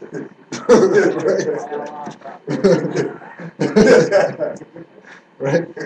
He lives to get kidnapped. Just so just so he can prove something to these people. Right? You know what I mean? And certain people, that's their vibe. You know what I mean? Just like Taj said. You know what I mean? Like, yo, if something goes down, if I get kidnapped, I'm not worried about you know what I mean, what they do and are they gonna, you know what I mean? Like, I don't care about none of that. You know what I'm saying? Like, whatever. You know, some people, you know, they can't face a highwayman driving by in a car, they get shaky knees. So you know they're not going in. You know, as soon as they get their cuffs on them, you know what I mean? They have a little stain on the breech. They're giving it up. Listen, I'm sorry. I'm sorry. Okay, what do you want to know? I'm sorry. Ask that question one more time. Yeah, that's it. I'm sorry. Ask me that question now. I'll tell you everything. I'll tell you everything. I'll let you know everything what's going on. Right? So, but trust me, you are able to travel without a passport. Right? Me personally, I don't want the headache. I got a passport, learn different contracts, got my feather on the picture, reserve my rights on it, and I go wherever I want in the world. Nobody's not, you know what I mean? I do get stopped or stuff, but it's not nothing crazy, right? Nothing crazy. And being that, you know, with the work that we've done, you know what I mean? The straw name that I use isn't, you know, secret, I can't mention or whatever like that. Like, it's already, everybody knows, you know what I mean? As far as those people, right? Whether it's highwayman, whatever, like, they already know that, oh, this straw name is attached to Kuduado El Grand Sheik or whatever. They already know, right? Just like with, we were saying with Brother Amari, you know, that, you know, he got stopped at the border using a passport. Kidnapped him, took him to the whatever, had him in the room, like, yo, you need to go talk to the suits or whatever like that, because, you know, they got some questions for you or whatever. Went to the room, the suits, as soon as he walked in, oh, Amari El Bay? Like, yeah, what's up? You know what I mean? Like, it's not. You know, how come you guys not calling me the name on the? Oh no, we don't even deal with that. Like, we already know what's up. You know what I mean? We know what's up. That's what we call respect. You know, right? So don't you know, misconstrue certain things that they might do. You know what I mean? Just like, you know, with the don't. It's a mind game. It's a mind game. Yeah. Who plays better? Yeah. Yeah. They have to keep the hype up. You You know what I mean? Next question was, how do we travel? Right? What's it? Right? How do we travel via automobile, and the right to travel card be sufficient proof if harassed by policy enforcers? I'll let you do that one since you just had. Since you just had. You already answered the question by saying that you're the criminals. Based on the fact, like, even if it's in their face, it's sufficient. It is what it is. You're a criminal. They're gonna kidnap you anyways. You see what I'm saying? Like, depending on, like, let's see, it's a policy enforcer that's a little more in tune with the information. Yeah. Maybe he might, say, you know what? Okay, I get the situation, whatever. Let you go. But the majority of you guys are criminals. They'll tell you that they get it, and then flip around and say, you know what? I don't respect them. Yeah. They're 100% criminals. You want me to do the testimonial? Yeah, we can put that out there. Okay, so let's break down the testimonial. So, let me get you on the freaking thing right now. Yeah, you guys are criminals, man. And at the end of the day, it's an inferiority. It's an inferiority complex. Like, these guys feel inferior when you're standing on your square saying, yo, listen, I'm a national. I'm more American. More. They automatically get inferior. Take it personal. Exactly. Then that's what happened. That's what happened in my situation. It was my personal thing. Like, yo, I'm not taking it. So, once again, like I said, my business that I run, I do assemblies through the whole GTA. So I'm on my way to a client, and I'm following this stupid ass GPS where I'm supposed to stay on the highway, but it's telling me to get off the highway. I'm not familiar with the Toronto area, so I was like, man, so follow GPS. Get off the highway, and they have like this weird, like from highway into road, like into a regular road. So the speed limit changes, but it's not posted. So I'm exiting, getting off.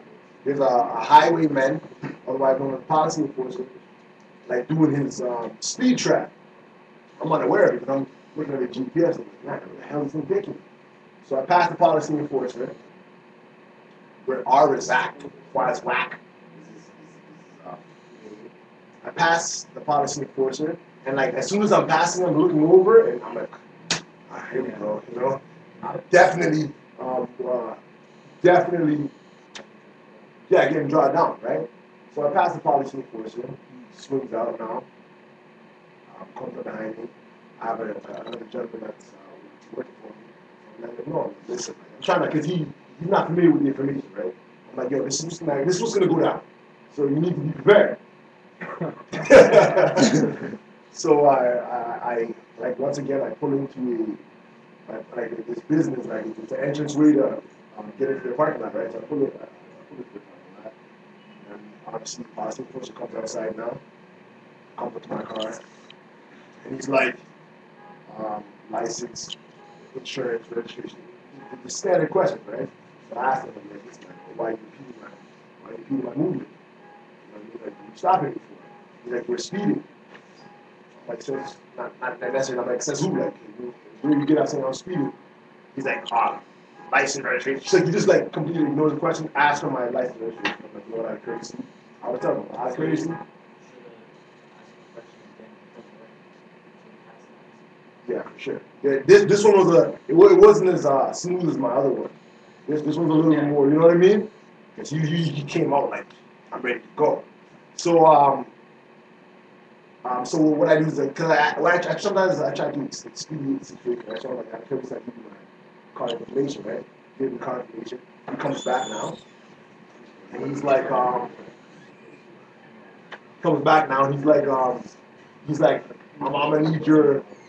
gonna need your driver's license. So I told him, listen, I'm a more American national. You see what I'm saying? I said, I'm traveling. He's like, I'm gonna need your driver's license. Alright, so I told him again, I'm like, listen, you more American national. I'm traveling. He's like, I'm gonna need your. He's like, I need to see some identification. So boom. So I asked the question. Yeah, I kept asking the question for driver's license. I kept telling him I'm more American national. And I'm traveling. So he gets frustrated. So boom, he goes, I need to see some type of identification, sir. I'm like, well, perfect. Yeah, no problem. Identification. I'm like, oh, well, since you asked, So you know what I mean? I pull out my national identification. I'm like, my national identification. Because he asked for ID now. Remember, he stopped asking for a driver's license. Now he asked for ID.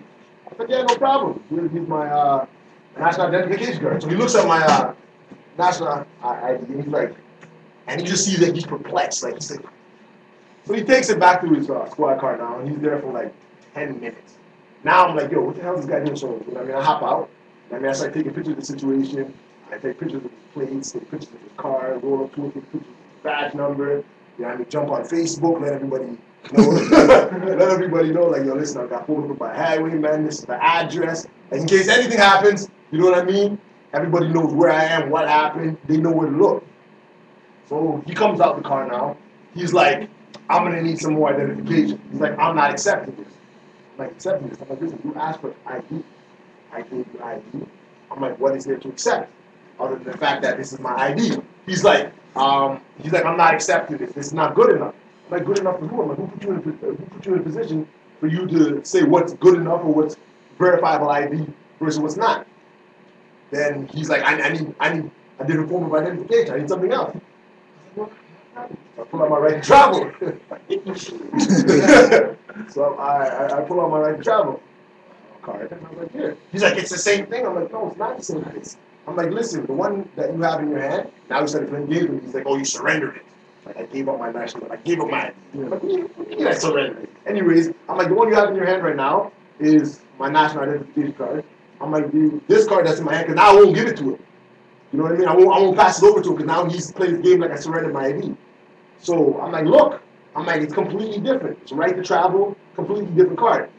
He's like, I'm not accepting this. I'm not accepting this. I'm like, listen. I'm like, you must be confused. I'm like, I don't know what to tell you here. So I'm like, listen, I need your superior. You know what I mean? I need someone higher up in command. I need chief. I need any buddy that might be more competent than you are to handle this. He's like, okay, fine. So then he says he calls the staff sergeant or whatever they call him, the superior. So I call 911. I was like, listen, I need a staff sergeant here because I'm dealing with some policy enforcers that don't seem to be familiar with who I am. So obviously 911 was like, what the hell? Like, you know, call this, call that. And I was like, no, you do it. I was like, you get him down here. You know what I mean? Then they transferred me to the 23rd Division, and they're like, yeah, he's on his way.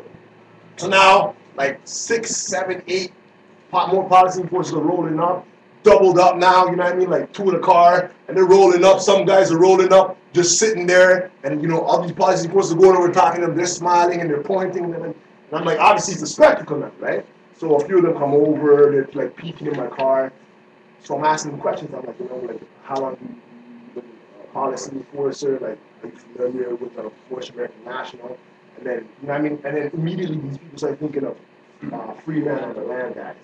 You know what I mean? So I'm there clarifying for them. I'm like, listen, I'm not a free man on the land. I'm not associated with the free man on the land group. Blah, blah, blah, blah. So now the staff sergeant comes, and he's like, what's going on here? You know, blah, blah, blah. You need to come out of the station. Like,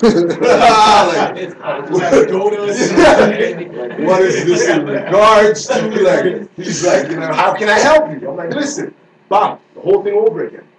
Told him, I was like, listen, I'm North American National. I said, I was impeded by policy enforcer who asked me for identification. You know what I mean? Because that's what I'm keeping it on. That's what you asked for. If you asked me for identification, I identified myself. I gave my identity card so he could review it. You know what I mean? He said it wasn't sufficient enough. I gave my right to travel card, which verified my identity, which was verified by my identification card. I was like, listen, I said, I don't understand what the situation is here. You ask for ID, I give you ID, you're telling me the ID isn't good enough. I'm like, that's not my problem. That's not my issue if you don't feel like it's good enough. You ask for ID, you got ID. I'm like, what's the problem here? He's like, that's not a driver's license. I'm like, never once said I was driving. I never once gave any of these identifications to prove that I'm a driver. He asked for ID, I give him identification. That's simple. Obviously, I'm going back. It's like a whole bunch of them now. I'm like, well, I know this. You know what I mean? So before he even said it, it was already in my head. He's like, well, we're going to place you under arrest for obstructing a peace officer. I'm like, based on what? By you not identifying yourself. I'm like, so what is it that you have in your hand? If that's not identification. He's like, he said the officer doesn't feel, I'm trying to get the word here, like, He said he doesn't feel like it's sufficient enough for it to be ID. But his feeling is irrelevant. This is not involved. You see what I'm saying? It's not a license, but we should have called it a state ID. I never said nothing about license. He asked for identification. I gave him ID. You know what I mean? I never once. That says who I am. That's what you want. That's That's it. what you want, yeah. Yeah, that's it. Move on. So now, they so-called, now they detain me. Because before I was just arrested, so they stopped my motion, which was arrested. So I was arrested the whole time. Now they're detaining me, right? Detaining me under the fact of, alleged fact that I'm not identifying myself, right? So now we go to the police station now, and they stick me in a room. They stick me in a room, and now 2 investigating detectives come in now, and they're like, so, Mr. Triune Al, and then he has my card, my identification card, and I'm telling him like, yo, don't damage my card, don't bend it. I'm like, don't even soil the card. You see what I'm saying? He's like, Yo, one convo. He's like, Just bring it up after. so he's looking at the ID, and he's like, and then so he's not really saying nothing. He's just looking at me, good cop, bad cop, right? And I'm like, what's the issue here? So now I'm starting to break things down. I'm like, yo, you guys asked for identification. I'm like, yo, as far as I'm concerned, you guys aren't familiar with what ID is, or what identification is, or what verifies one's identity. Like, this is my identification card. It verifies my identity. What more is there? They're like, what name were you born with? I'm like, how is that relevant in the fact that you asked for ID? You didn't ask me for the ID when I was born that I was given. You asked for my identification. I'm like, yo, you're asking me what name was I born with? I'm like, that's irrelevant. So then we're going back and forth now. He's saying, so this is what, so he's saying something like, so you don't feel like you need a driver's license. I'm like, listen, this isn't an argument in regards to whether I need a driver's license or not. I'm like, you guys arrested me on obstructing justice. You guys arrested me for not having a driver's license. You guys arrested me for obstructing a peace officer or obstructing justice because I failed to identify myself. I'm like, this doesn't even make any sense because I'm like, my ID is in front of you. I'm looking at my ID. I'm like, yo, what do you mean I haven't identified myself? So we go back and forth. Then he leaves. Then another detective comes in like an hour and a half later, and he's like, he comes in as hard. He's like, I don't care what you have to say. I don't have time for this. We're fingerprinting you. We're charging you. You're going to court in the morning. I'm like, whoa. I said, relax, big guy. I'm like, first and foremost, we need to do some clarification here because you guys are charging me for something that's obvious isn't there. You guys charge me for obstructing a peace officer. I did, like, so-called allegedly failed to identify myself. Yes, so you guys have my identification.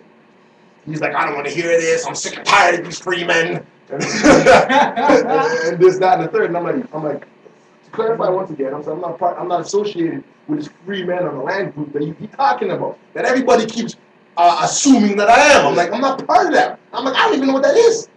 Anyway, so now they take me to the room, threat, arrest, and corrosion, the whole nine. They obviously physically remove my actual fingerprints, send me back into the room. Now they come back in. Now they're calling out my straw man now because obviously came back in the system for the previous obstruction. So now they come in there, they're like, this is who you are, and blah, blah, blah. And I'm like, listen, first and foremost, like, whether or not your records have been correct, it's not my issue. I'm like, listen, I presented paperwork to the courthouses. I put them on notice. You see what I'm saying? Then obviously the notice that you guys sent to the chief of police. I'm like, all parties have been notified. Like, whether it's stricken down to you guys or not, I'm like, it's not my issue. This is who I am. So now, for whatever reason, he says, you know what I mean, we're not letting you out now. We're going to pull you over to a court in the morning. This guy's crazy. These guys go hard. You know what I mean? So now, for some obstruction. For some obstruction. Like, I'm like, this is crazy. So now, I stayed there the night. I wait all day in court, and this is something I'm now becoming familiar with. What they do is they'll make you wait the whole day on your first court appearance, just so you can go up, so they can tell you they can't see you. Yeah. Right. That is, I am now 100% fact. No, I'm certain now. This is what they do. Before I was thinking like, it was a busy day. I don't care what it is. The first day they're not seeing you. Because they need time to prepare. That's what I got up. So anyways, they didn't see you. I got up there. I'm ready to go. Just as the police was like, I am not hearing it today. I want nothing to do with this right now. I'm busy. I'm doing this. I'm doing that. Put him over till Monday. You know what I mean? So put me in this situation. I was like, yo, these guys are sick. So this is Thursday. It started Thursday. This is Friday now. Now they're telling me I got to spend the weekend locked up. I'm like, yo, these guys are madness. Before that, I called my wife. I told her to bring like all my necessary paperwork so that I can have it presented to the Crown's office before I even go up for the so-called bail hearing, right? That way everything's there. Everything's on the record. Come to find out now, they wouldn't even let my wife present the paperwork to the Crown. They wouldn't take the paperwork. They're like, we're not taking it. Yeah. Obviously, my wife isn't as forceful as I am, so she's like, I don't even know what to do. They said they're not taking the paperwork. Anyways, I spent the flipping whole weekend locked up.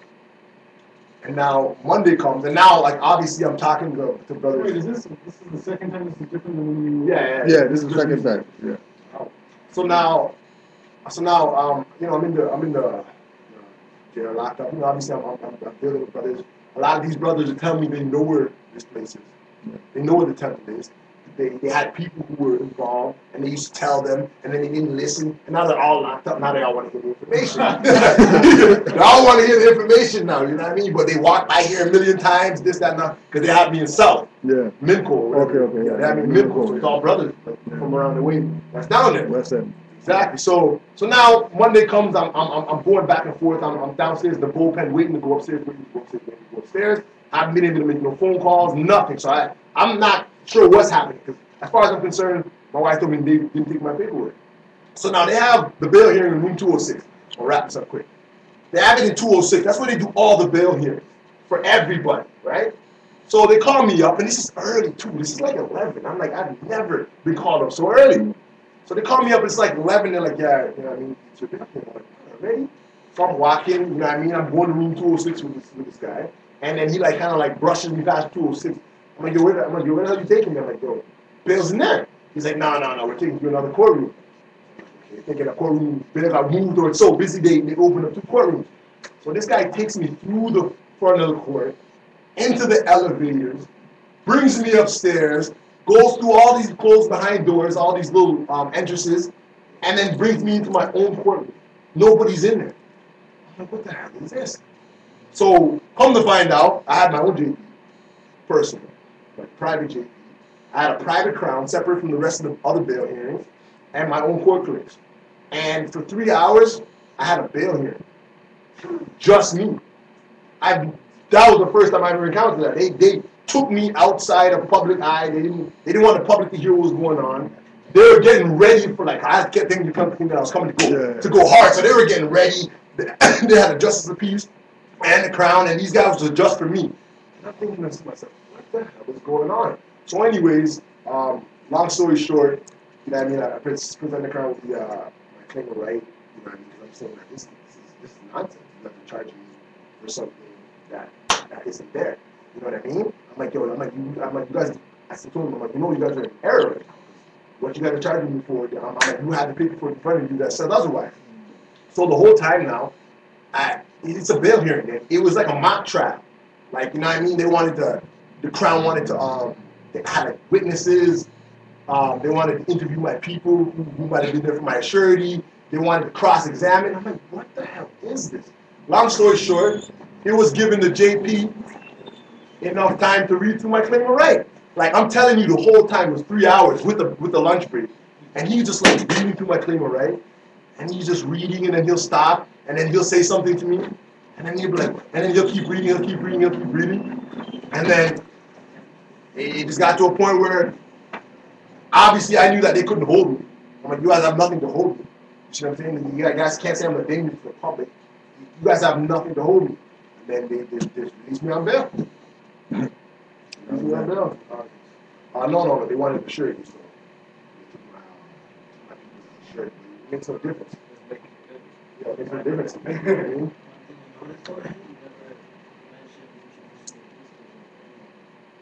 Right. Right.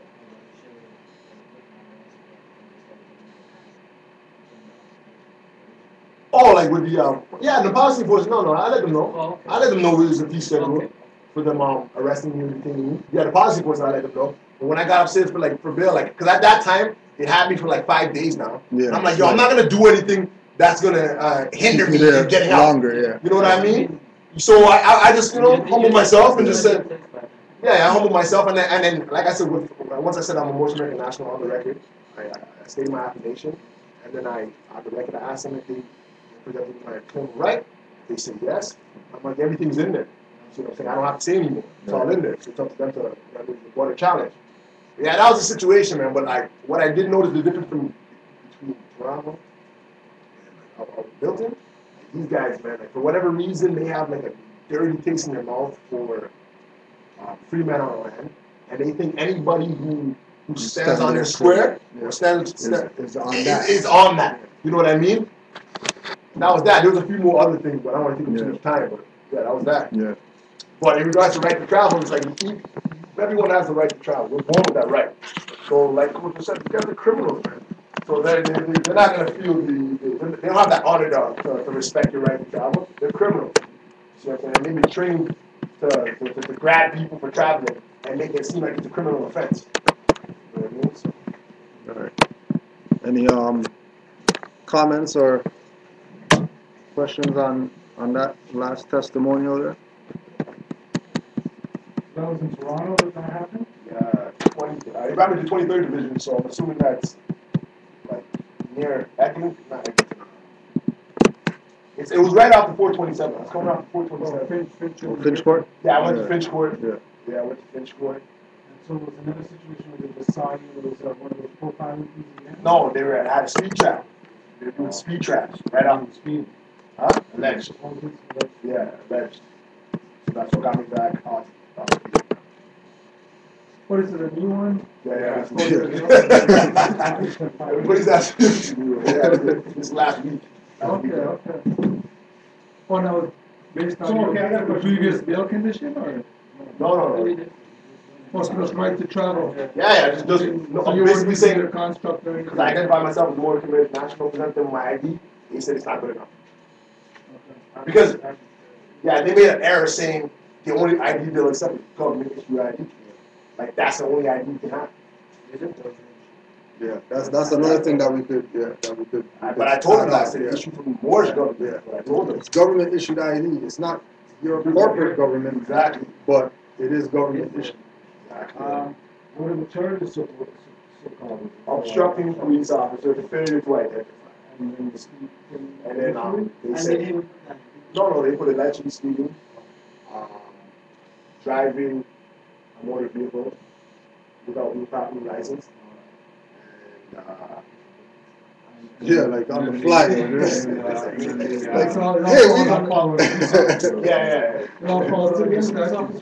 Obstructing. They always got to put that one in there. That's how they tie to the criminal charges. Yeah, they have to. Otherwise, then there's nothing there. There's no going for bail. There's none of that. Yeah. They have to give you something that brings you to the court system, which is the obstructing a peace officer, which is a criminal charge. Failure to identify. So failure to identify isn't criminal. So failure to identify leads into obstructing a peace officer. The obstructing a peace officer is the criminal part.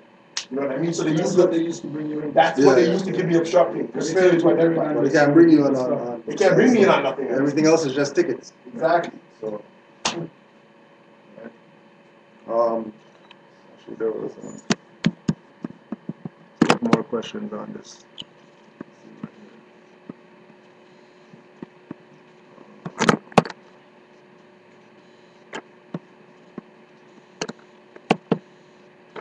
Next question.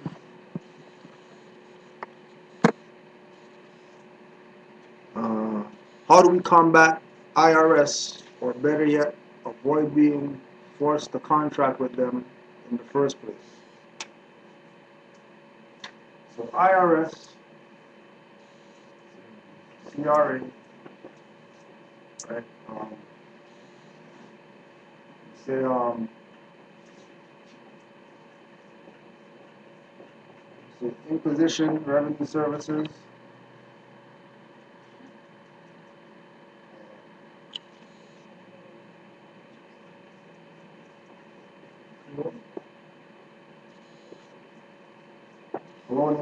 Colonial Revenue Agency.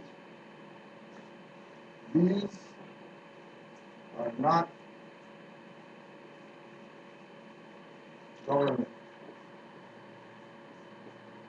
private corporation. So in dealing with these private corporations, you deal with them always and only with writs. Specifically, writs of discovery,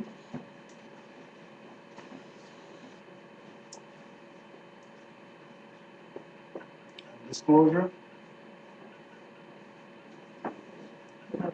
which would entail you in the writ putting your status on the record as the first section. Second section would be questioning them on their political status, their lawful status, jurisdiction that they have, who sanctioned them, you know what I mean, their delegation of authority, etc. Because once you send a writ to them and they don't answer, then you get to default them. And then once you default judgment them,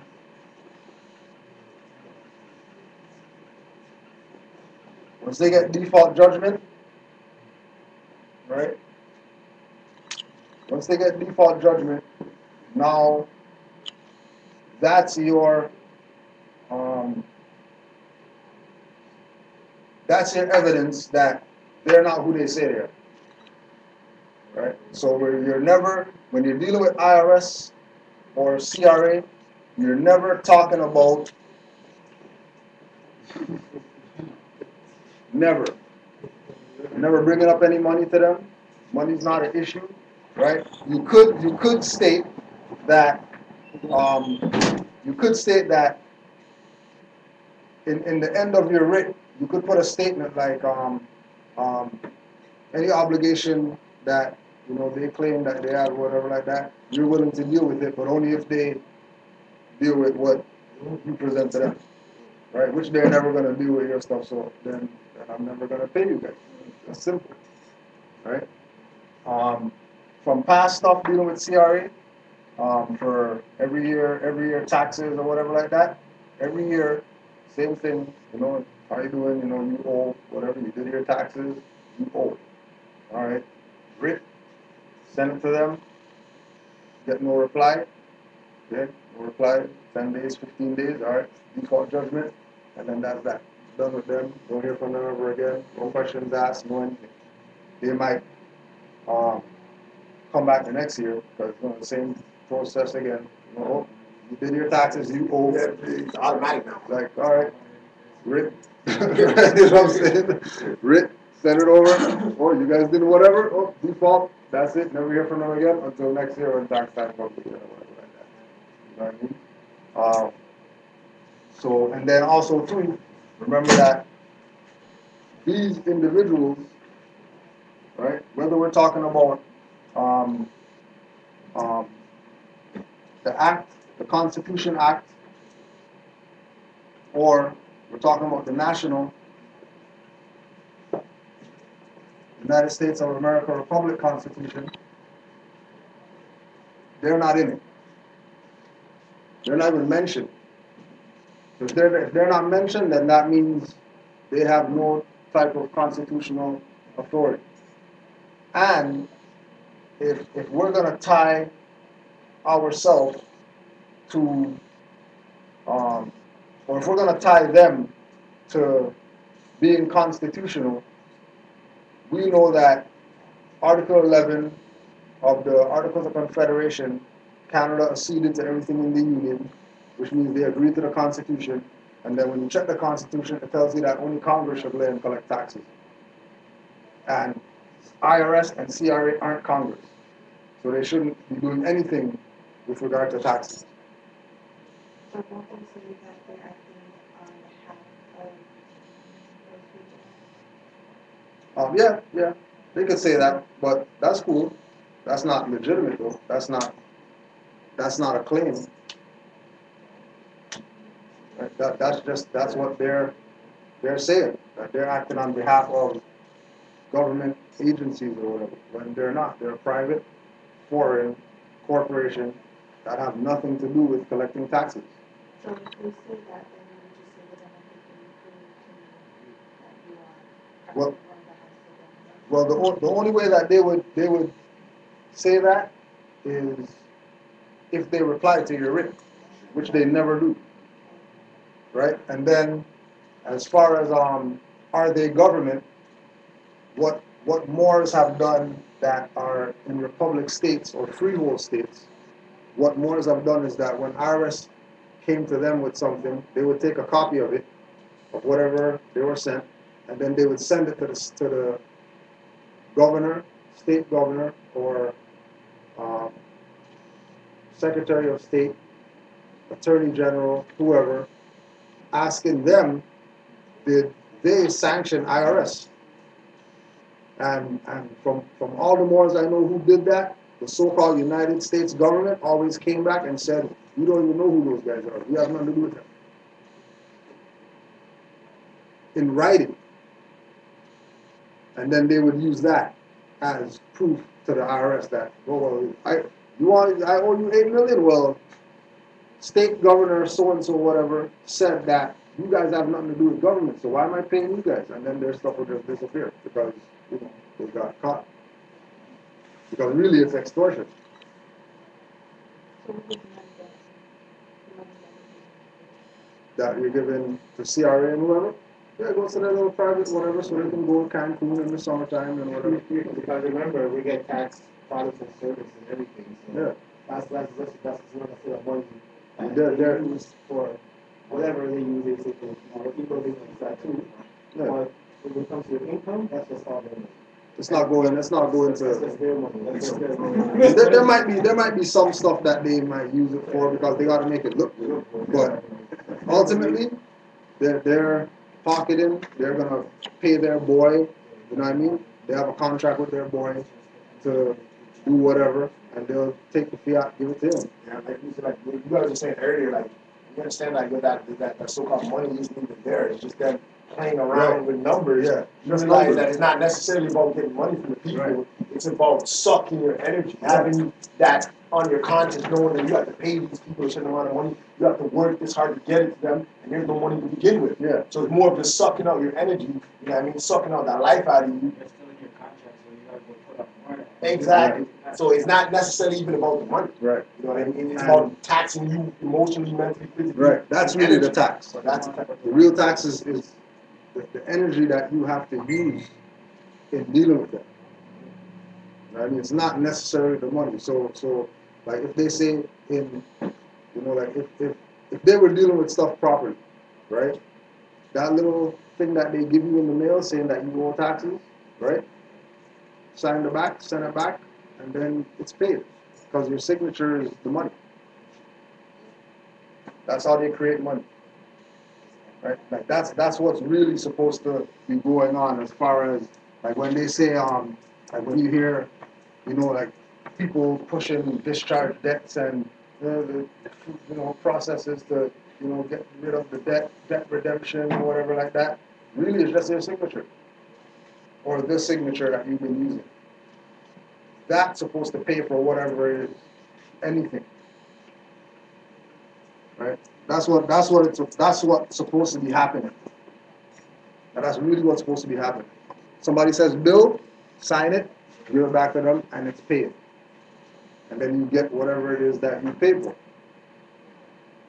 But because of again us not doing these things for so long, and them getting to do what they do without any challenges from us, mainly from us, then they got comfortable in doing what it is that they do.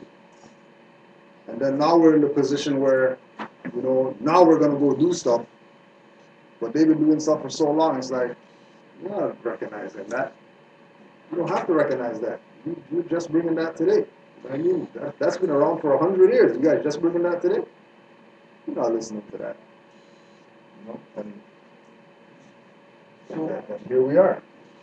I just came across another word called unitary state. Could we consider, since we consider ourselves as an embassy, right? There's different branches of government, and like I'm looking at like federation. Federation kind of like breaks up the different powers of government, you know what I mean? And then there's federalism.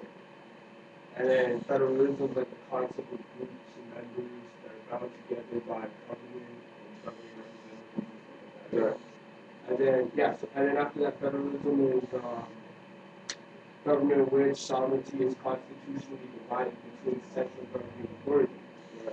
So basically, would we consider ourselves as a unitary state? You have a unitary state definition there? Yes. Can I read it? Yeah. Okay.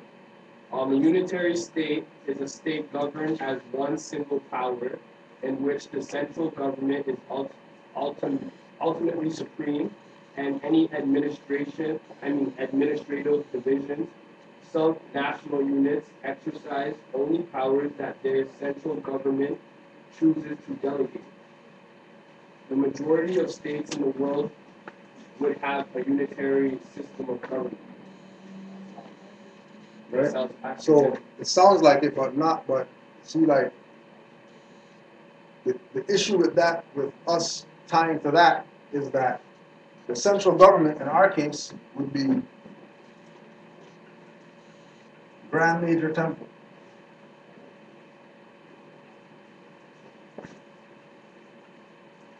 Right?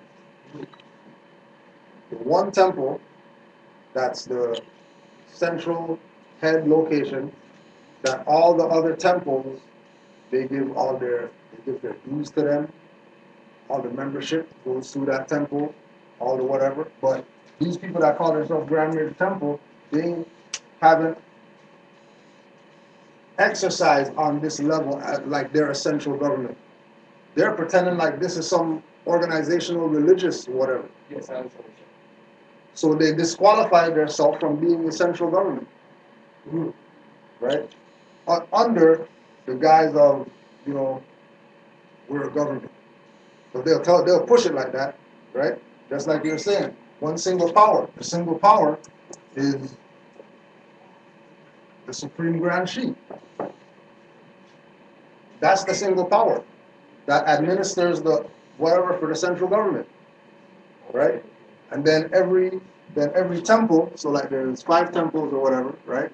And then all these 5 temples, every temple has a national Grand Chief, right? And then that national Grand Chief is the representative of each temple, right? Has a national Grand Chief, right?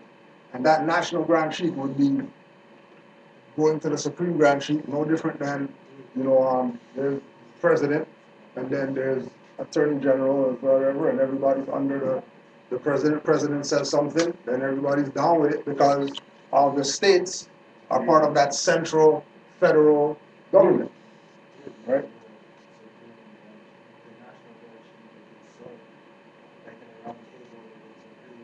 Right, exactly. Right. So Supreme Grand Chief says convention, then all the temples would send their national representative to go to the convention, and then they do the round table, whatever like that, and then whatever they get, they bring back to everybody else, so everything's in line. But the whole point is that is government right there. This is government. That's what it's supposed to be. That's how it's supposed to be. But but since 1929, when Juali passed form, right, with the infiltration and people pushing Constitution as divine Constitution, right? Not national Constitution that everybody takes oath to, that says that they're government or whatever like that. Everybody got caught up in, well, Constitution is just that, right? And because of that document, right? That's the Constitution for the Moors. And that's the Constitution domestically. That's the Constitution for our little jurisdiction called Moor Science Temple, Moor Holy Temple, or whatever like that. That's the Constitution. But the real Constitution is the Constitution of the nation. The American Constitution is really the Constitution. So why are we forgetting that it's like the way we're like, because like this is exercise, right? Like when we come in here, it's exercise to get us back into the mind of Not now. Yeah, now. Yeah, now. Exactly. But prior to like if we look at past temples or whatever, right? Say from 29 to let's say 2000, right? From 29 to 2000, you can even go further than that. Say 29 to 2010, right? From 1929 to 2010, there was maybe only 4 temples that dealt with Moorish Science Temple on this level of it being government. Was everyone on the Masons, like the Masons temples and stuff like that? That's part of it because of the infiltration. Yeah. So you had somebody who says, I'm Grand Sheik of Moorish Science Temple, but behind that, he's Mason Lodge number 5, whatever, just a regular guy. That's just, you know what I mean, a Masonic Moor. You know what I mean? He's not really doing government, really, because that's not really his position. He's just front to make the seat look like it's filled so people could come in the room. Oh, yeah, there's a Grand Sheik there. Okay, I guess they're doing stuff how it's supposed to be done. I mean, you know, they got a sign outside. They got a flag in the window, so I guess they're Moorish Science Temple. But it wasn't Moorish Science Temple. You know, that's... So how many, because I know there's quite a few temples now, so how many are true temples that exist right now? Like if I was to put a number, under 10. And of all the temples that are out there right now, under 10 are actually dealing with Moorish Science Temple the way it's supposed to be dealt with for not even just the Moors, but for the public at large. Majority of them take it from the position of it's a corporation for some religious whatever, like a church or whatever like that. No national stuff's going on there. No proclaim your nationality and no going to court. All of them pay taxes. All of them got licenses. They're just Negroes with fezzes on. Majority of the temples. That's what it's been for the past, you know what I mean, 80 years or whatever. And then maybe the past 15 years, you had maybe some individuals, us included, that started bringing back this mindset that Moorish Science Temple isn't some religious whatever. Moorish Science Temple is supposed to teach people government so they can go out there and do what he did. So they can go out there and do what he did. So they can do what Camry is doing. Go to the court and give people cards and stuff like that. Tell them, come to the temple. We can help you with your tickets and stuff like that. You know what I mean? You know? Like, that's really what is supposed, because this is humanitarian. And they've been teaching the concept that the Moorish Science Temple of America, the Moorish nation, is in here. And people with fezzes on, that's the Moors. No, the Moors are the ones out there who don't know that they're Moors. Those are the most important Moors. Not the ones in here that know already. The ones that don't know are the real important ones. So currently there is no Grand Major Temple or something? It does exist. It does exist. There is a group of Moors called Grand Major Temple, right? In Chicago. Okay. Right? And they are the legitimate Grand Major Temple. And that's temple number 1. Right? That's temple number 1. Okay. Right? Now, there's also about 50 Supreme Grand Sheiks. Which is only supposed to be 1. Which there's only supposed to be 1. Because it's supposed to be, right. Okay. There's supposed to be many people with that title. Now, is there more than 1 temple in Chicago right now? Yeah, there's more than 1 temple. So how do I know which one's number 1? No, but the number 1 is the number 1. Okay. Yeah, right? But again, it comes back to the thing of, you know, like, and it's not, don't take it as a knock on what's out there, right? We want people to be clear as to what this is so that the people could go join these things and start questioning these people. Well, you guys say you're Grand Major Temple for 80 years. Well, I live in Tucson, Arizona, and ain't no temple there. How come there's no temple there? If you guys are Grand Major Temple, you're supposed to make sure that every state has at least 5 temples. Every state. Sanctioned by them. If you're the Grand Major, then, you know, they should have, you know, emissaries from here that they send places. That they say, here, we're getting a bus, and we're going to put all you Moors on a bus, and you guys are going to go all around the country and set up temples in every state, which wasn't done, which is why, people are in Tucson or whatever like that, like we were saying.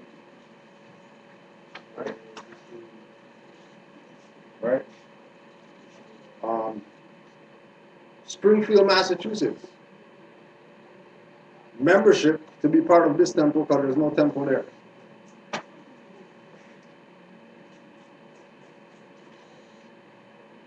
One doesn't even have a return address. Newland, Georgia, because they probably went to the temple there and saw that they're just doing some religious whatever, not doing anything national. But they don't want to be part of that. This is a different mindset of morals that are coming in this day and time. This is an identity. It's not a religion. Like you could be Muslim, you could be Christian, whatever you want. whatever. It's the identity Birthright. of who you are. Birthright, right? Newman, Georgia, right, wants to be member of this temple. He's not coming here to come to class or whatever. He's probably sitting on the Ustream for class, right? Georgia again. Arkansas. And then got 6 messages today on the phone. One brother's in Florida, one brother's in Houston, one brother's in Montreal. Another brother was in somewhere else. I have another brother coming from like the States or something. Right?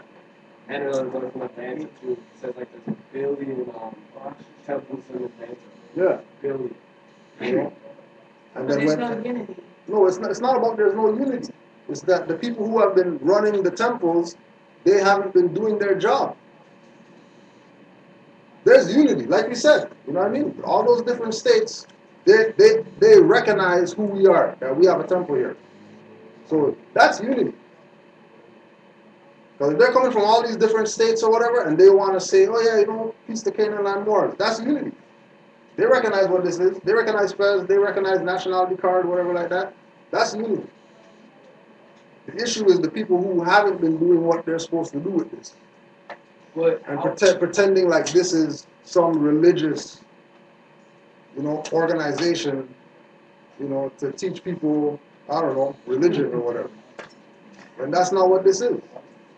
It was never this. As soon as somebody says Moorish Science Temple and they're not looking at the body as the temple, they're thinking the building, they got taught wrong. As soon as, like we were saying in the beginning, as soon as somebody says my nationality and they want to give you a card instead of just spitting it, they got taught wrong. So how are we supposed to operate under a government capacity?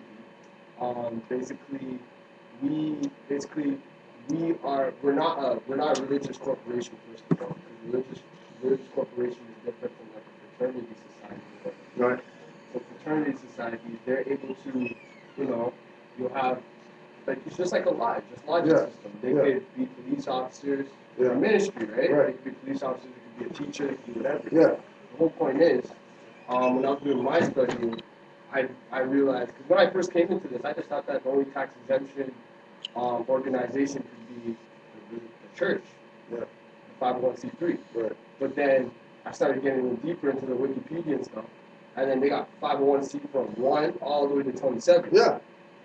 So how are we supposed to enter our people in there so we could get classes? You know what I mean? Like just like how the sister, how she at her town meeting, she she took the position on herself to teach the children. Yeah. How am I as a youth, or not a youth, or a youth, or a citizen of our temple? How am I supposed to be active in that way? Taking a position out of one of those seeing where there's a need and filling it. Yes. That's what it really, like what she did. Yeah, like nobody never told her. Yeah, I know that. Yeah, I know that. Yeah. She said for herself, hey, we should have summer school for children or whatever. Yeah. Teach them about Moorish nationality and all that. Yeah. And then she implemented it. Because everybody wants stuff, right? Everybody wants to do something, but we can't do anything unless we come together. Like it's point blank period. Like Yeah, but see, but the thing is, you know, when we say coming together, we always have this mindset of 5 million Moors all together. That ain't going down. That's not gonna happen. All we're doing is domestic, and the Moors that are on a certain wavelength are gonna connect with Moors that are. That's why we did for example every second of the month, right? We have the Skype classes with Grand Chief Nature's Temple in Ashbury Park in Jersey. Yes. To show unity. You don't have to do that. But people want to say that there's no unity. Well, if we're sitting in a class done by another group of Moors in a different territory, and we're down with the teachings that they're teaching, that's unity. But they don't, it's like they don't get, like, it's not that they're just saying there's no unity. Well, they are saying there's no unity, but they don't have information to back up why there's no unity. They're just saying. Right, they're saying it, which means that they don't know what they're talking about. Incompetent. Because there's unity. Yeah, there is unity. Right? There's supreme unity. Like, for example, right, on the second show. Yeah, right? Okay. 77 amazing facts about the Moors. With complete proof. This is me and Rami Salam El's book. He's in California.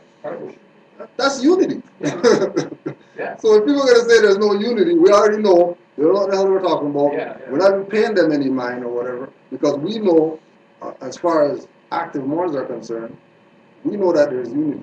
Religious Moors, there might not be no unity amongst religious Moors, because they're too busy arguing about who's teaching the right perspective of Islam to Moors. I mean, what's the sense teaching them Islam if they don't know about their nationality and birthrights? But you know what I mean? But like for the people that are being very the people that are here right now, the people that want to volunteer their time and do for the Prophet and stuff like that, right? Yeah, so do for the Prophet. How are they supposed to? Because like I guess not everybody's gonna sit there and understand this stuff. Well, exactly. You know what I mean? This not is everyone's right. Gonna understand it. You know what I mean? So we know for a fact that not everybody's gonna get this. We know that, right? Everybody's not gonna be on this. But mind you, sorry for cutting you off. Yeah. But Chinese people now, they will never ever let their anybody from where they came from just sit there on the corner and just pick it and march. You know what I mean? If like when they come over here, for a perfect example, when we go to the Mandarin, you can't speak English. You're working at the back. Yeah. Just like that. Why can't we do the same thing? That's the whole point. Like we're supposed to like if it's just like back in the day. Huh? I'm saying we, so I don't have to say specific names. No, I'm saying we as in like, we talk about like the Moors, we talk about like the people who are still sleeping. All of us, we all are, like, even the people that are coming here every day, some people are still sleeping, it doesn't matter. So, what I'm saying, I forgot, I've lost my words now. But, what I'm saying is, we still need to help each other figure out our positions in the temple. Because everyone's just confused. Nobody knows what to do. Everyone thinks that it's a religious organization. But People that are here before me think that's a religious organization. I'm like, what are you talking about? Yeah, but again, it comes back to what are individuals doing when they get here, right? If they get here and they think, well, I'm just gonna chill right now. I'm just gonna wait till, you know what I mean, stuff kicks off, and then when stuff kicks off, then I'm gonna jump up and say, yeah, I want to whatever. They'll be sitting there forever, because this is only gonna kick off if they do it. Nothing's not gonna happen unless people do it. You think there would be 700 classes on YouTube from Canaanland if I never did it? Because up to now nobody ain't done no classes other than me. You know what I mean? Like, I mean, and that's so much that I figured that I could do. I'm gonna do classes, get this information out, whatever, because you know that's what I do. Been doing that. This is just what I do. Yeah. You know what I mean?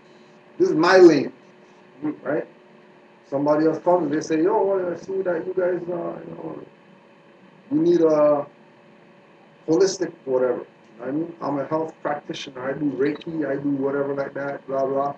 Oh, you guys don't have that? Okay, well, I'm going to get that department going on, start doing some Reiki classes, start doing some crystals classes, start doing some whatever, blah, blah. You know what I mean? And then commit yourself to that. Not just say, yeah, I'm going to do whatever, but then not do nothing with it. Might as well not say nothing. Right? Because this is people's stuff. If they don't come in and recognize that there's a void, and I'm going to fill the void, then void ain't getting filled. Void's going to sit there, void. That's just what it is. You know what I mean? And, unfortunately, because of things not being dealt with, how they're supposed to get dealt with, here we are. Like even on the level, I was telling somebody earlier today, even on the level of us doing classes, and we have 700 classes out there. That's not no bragging rights stuff. That's petty. Like if we conceptualize what Noble Drew Ali brought, and all we've done is 700 classes, petty. That's petty. But I mean, what are we gonna do? Yeah. You know what I mean? Like, what are we gonna do unless the people do what's supposed to get done?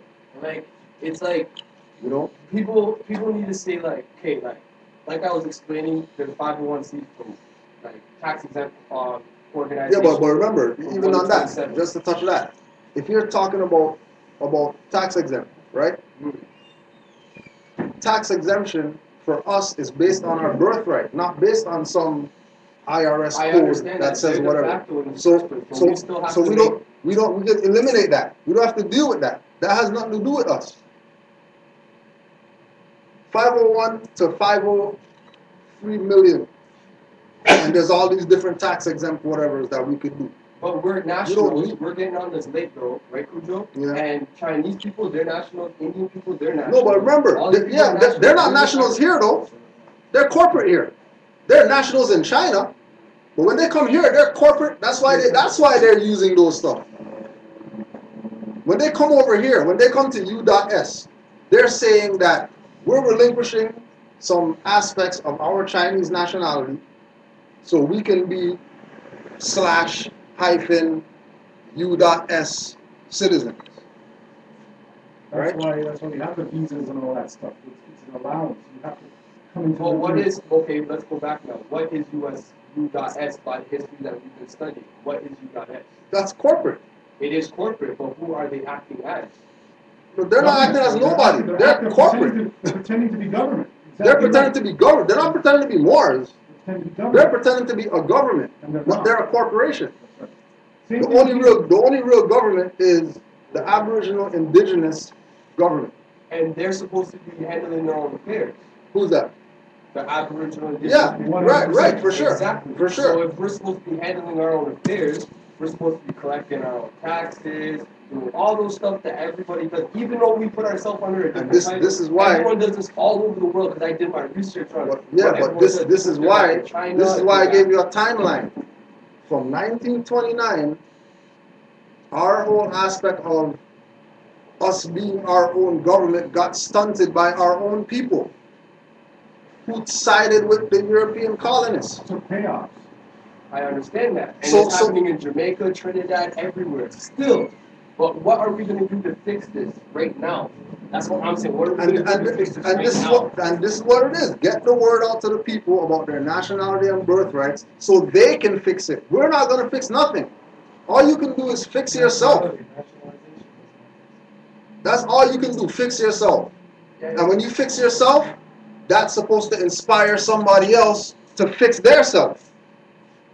But we're not going to be, there's not going to be a mass, you know what I mean, nationalization of Negro, black, colored people, and all these people are going to come running to the temple like, oh my gosh, I heard about the temple, you know what I mean? We want to be government now, we want to have control over our own stuff. That ain't happening. They're slaves. And remember this. They're content being slaves. It's not even like they're slaves and they want to get off the plantation. They're good being what I'm saying is we came into knowledge of self we know higher self and lower self. Whatever perspective we're trying to show them, we gotta like, yeah, like there are people the same way. Like what they do on the street still affects us. Same time. Most definite. Most Same definite. time. We keep saying, oh, they're slaves. I keep saying that too. But at the end of the day, I'm still sitting doing the same thing because I can't do so much things because it takes a nation to uplift fallen humanity. And then how are you gonna right? And then but this is why, like I said, higher self and lower self. There's two different ways I of teaching. understand that, but You're just ending it just like Let me- that. let me- Higher self and lower self. let me give you an example. Do they know their higher self? No. Do they know that they could? well, how are they gonna know? How are they gonna know? By How are they us gonna know? teaching them. All right. Okay. Exactly. Okay, so what? Right. Let me respond to that. What I said, hold on. Let me respond to that a little bit. As I'm getting the knowledge. When I came into this, I had the same mentality. Why isn't this done? Why don't we have our own hospital? Why don't we have our own right to travel card? Why don't we have our own passport? Right? Right? I have a granddaughter. I said to her the other day, what color are you, Aliyah? Right? She outright told me she's brown. I go, show me the color black. She showed me black. Right? You go tell that to a so-called educated person. Ask them what color they are. First thing, listen, no, let me finish. First thing, they tell you that they're black. Right? Right there, they already put themselves into that situation of being black, colored, Negro. They're going to get handled a certain way. Right? Some of them were like Kujilas that were comfortable with where they are. Right? They have the house, they got the car. They're not going to give that up. They're not going to give it up right up. No, hold on. They're not going to give it up though. But let me finish though. It's a mental thing though. It's not about the physical thing though. We know that though. It's a mental There's people in the Americans that are already doing it though. They're already putting their people. Even if it's not the more science people, they're still operating under a lodge system. That's the whole point that we need to get. We could No, put but it out there, it's not we about can't a large force them. system. Yeah, we can't force people to do what they We don't want can't to force them, but we. All we can do is put it out. If they want to eat it, If they want it, they take it. If they don't want it, then we continue doing what we do. That's what I'm saying. Like, for example, right? We're gonna show receipts every day, all day, that we don't pay tax. It's not even a secret. Like, we don't pay tax. When I put, but even if it's a little thing, but tax is the biggest thing for everybody. Yeah, it is a big. Right. So, but what I'm saying, right? What I'm saying is that one convo. What I'm saying is that if I can say, if they add up all their stuff, right? If they add up all the taxes that they save by not paying taxes for a year, you know how much money that is? I know that. I understand that. But it's like, you see all those black leaders in the States. It's a huge market. They're bringing in the people. They're not bringing in the people. They're selling them out to Rome. They're not bringing them nowhere. They're in all right for Rome. They're not doing nothing with them. Those people are chattel property, and that's their position only. They have no other position. I don't care how much meetings that they got. I don't care if they get, Lincoln Memorial. They can go do speech there or whatever like that. It's irrelevant. Please. So what the issue is right now is that we don't have a government infrastructure. We have a government infrastructure. It's not working. Because you're not making it work. We have a government infrastructure. That's the problem. People think... To me, it is not apparent that there is a government infrastructure. What is a government infrastructure? Okay, so for instance, right, when you take Canada, you can take the states. There is a hierarchy. We know who the prime minister is. We know who the president is. We know who his subjects who follow him, his leaders that help him raise the country. Right? Who is that here for the Moorish Americans? Who is that? I don't know. That's what I'm saying. When you say the Moorish Americans, you're talking about as a whole? I'm talking about Moorish people. Moors. Yeah. Right? Who is our leader currently? Noble Drawali is your leader currently. He's not here. Yes, he is here. No, I'm talking about someone here currently. Again, people's perspective of what this is so warped because they do not study what he brought. They want somebody else. They want some living guy to teach them what this is. Noble Drawali brought every single... He's a prophet. I'm not saying... Listen to what I'm saying. You're looking for a physical individual that's going to be the guy who you point at like Obama, the Moorish Obama. You're not getting no Moorish Obama. That's what you're looking for. Because you're comparing this to not having the structure that they have, which has a president and a vice president and an attorney general and a whatever, whether it's a governor general, prime minister, similar to Canada, having a whatever. We already have all that stuff in place. Where? You're Can it. you show me? You are it. I'm not the. Okay. No, You're it. Okay, so here's the question. You are. Just like the sister. You're it. He's right. Can we not yell? Because yelling isn't going to work, and we have a child in the You're it. So we're not going to raise our voices, right? Because that's what people who are intelligent do. Okay? We're not going to raise our voices, and we're not going to cuss. Child in the room. Okay, we understand. We all are going to talk. Hey, hold on. One at a time. Wait, first of all, one at a time, and then let us go in order. You have something to respond to, then you're next, and then go.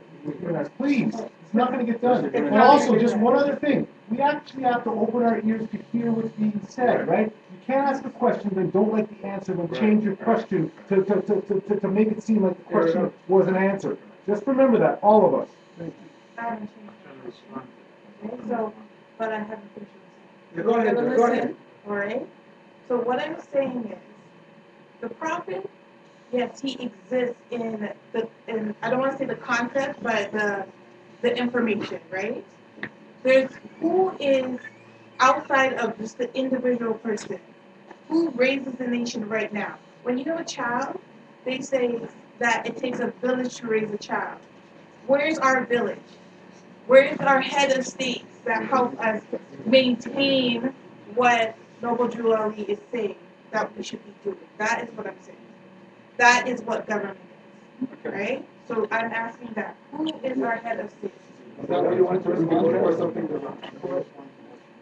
Okay, go ahead. First of all, you have to know thyself. That's the first thing. Yeah, If you know thyself, you will not be asking questions. Right? This is not a movement. This is not a practice, not a movement. It's supposed to be coming from here. It's not here. It's not what you see with your eyes. Right? It's something that not everybody's going to come in and take, and that's fine. And we have to let it stay like that. It's about the ones who know, not the ones who think or have to be convinced. It's about who knows. And the first time I heard about this, I was already in. Because I was in before I heard about it. Because it's in here. If someone has to explain something to you over and over and say, why isn't this here, why isn't that here? You're in the wrong place. And that's not just for you, that's for everybody. And everybody. I'm looking at this as beyond the individual.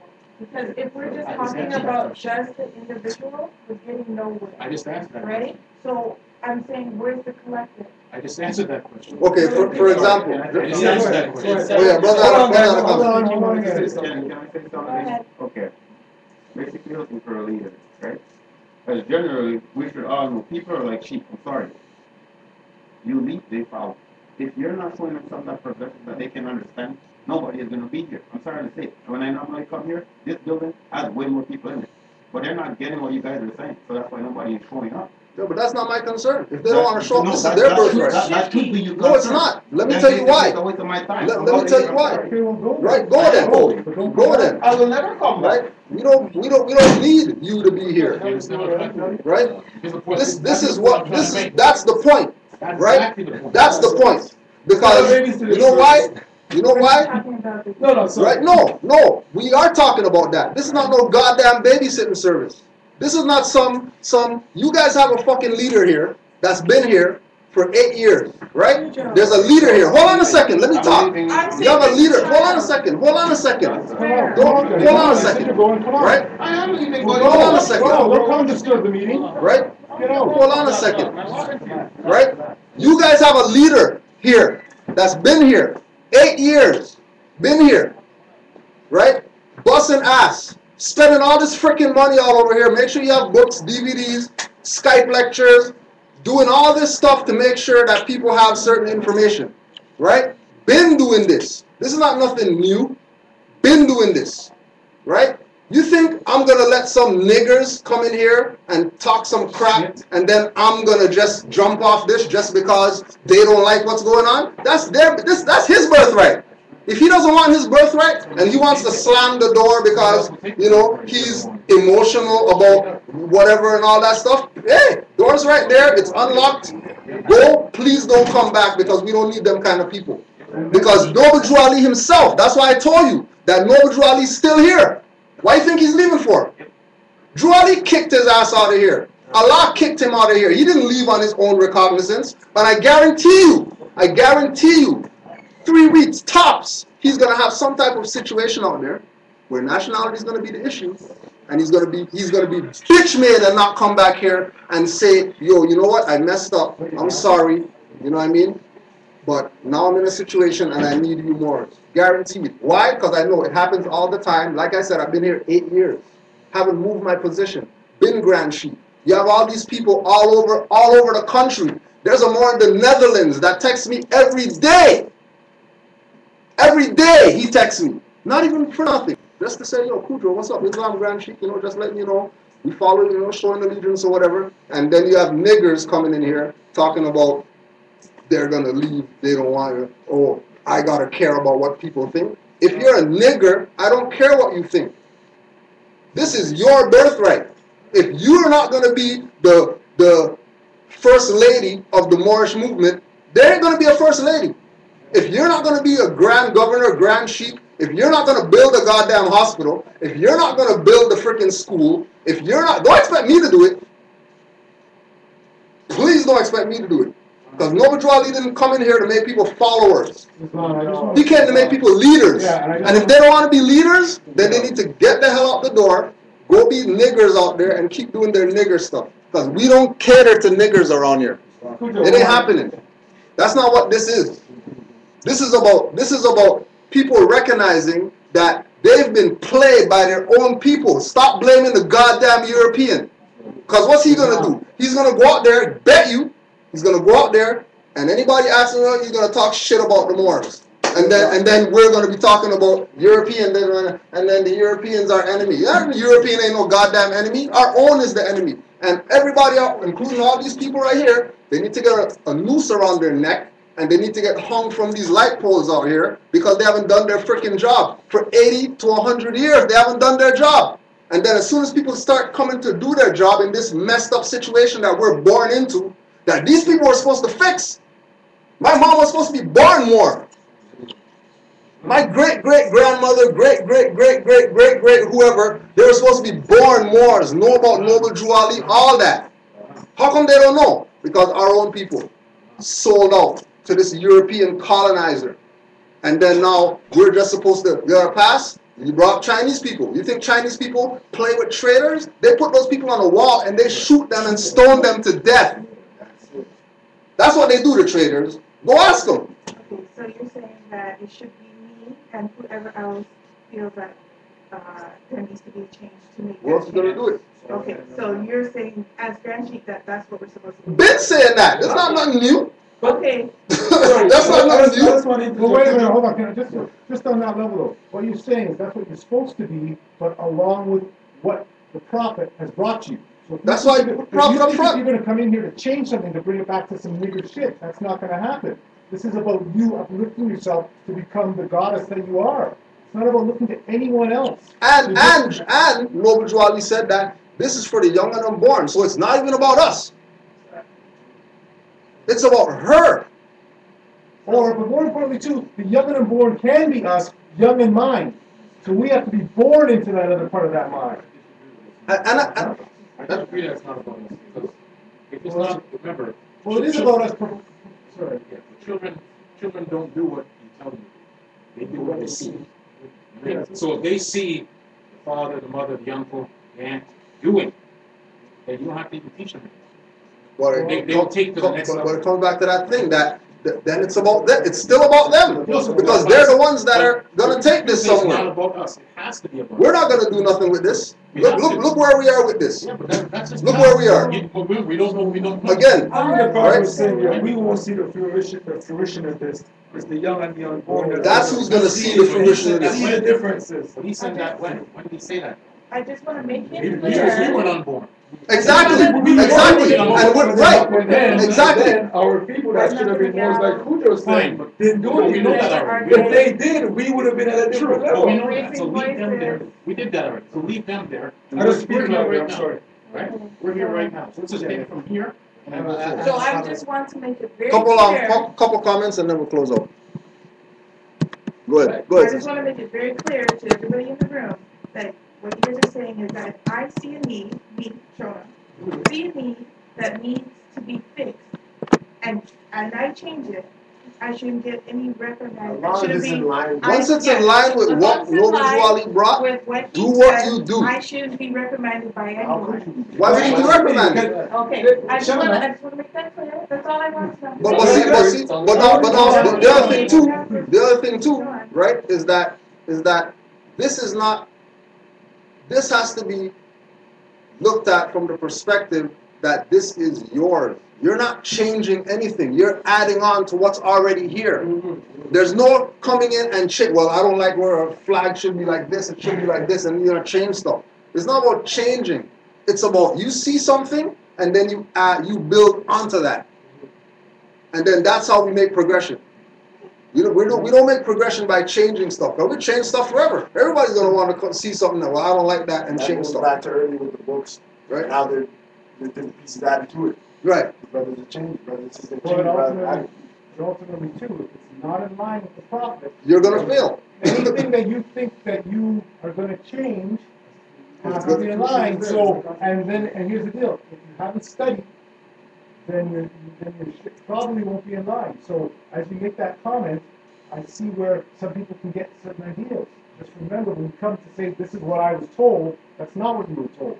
Because unless you know exactly what the prophet told you to do or instructed you to do, you're going to get a lie. Just remember that. Shona, sorry, Shona, sorry, you were at the town hall meeting last week, right? Okay. And I was. You there? I thought my mother and I. Yeah, I think that was quite good. We were more than halfway through the meeting, you guys left, right? So I was just wondering, I'm not jumping on anybody. You're asking the question of who the leaders, who the grand chief is. That was all done at the town hall meeting last week. Like who, the guys sitting I'm up not forward. just talking about the depth for this temple. I'm talking about the grand scope of there's more than one temple, right? We're not just the only one. So I'm saying if there's a hierarchy, right, which is laid out on the board, who is the grand which temple is the grand major temple? Who is the supreme This is what we're explaining. That's what I was asking. What we were explaining was that if you're basing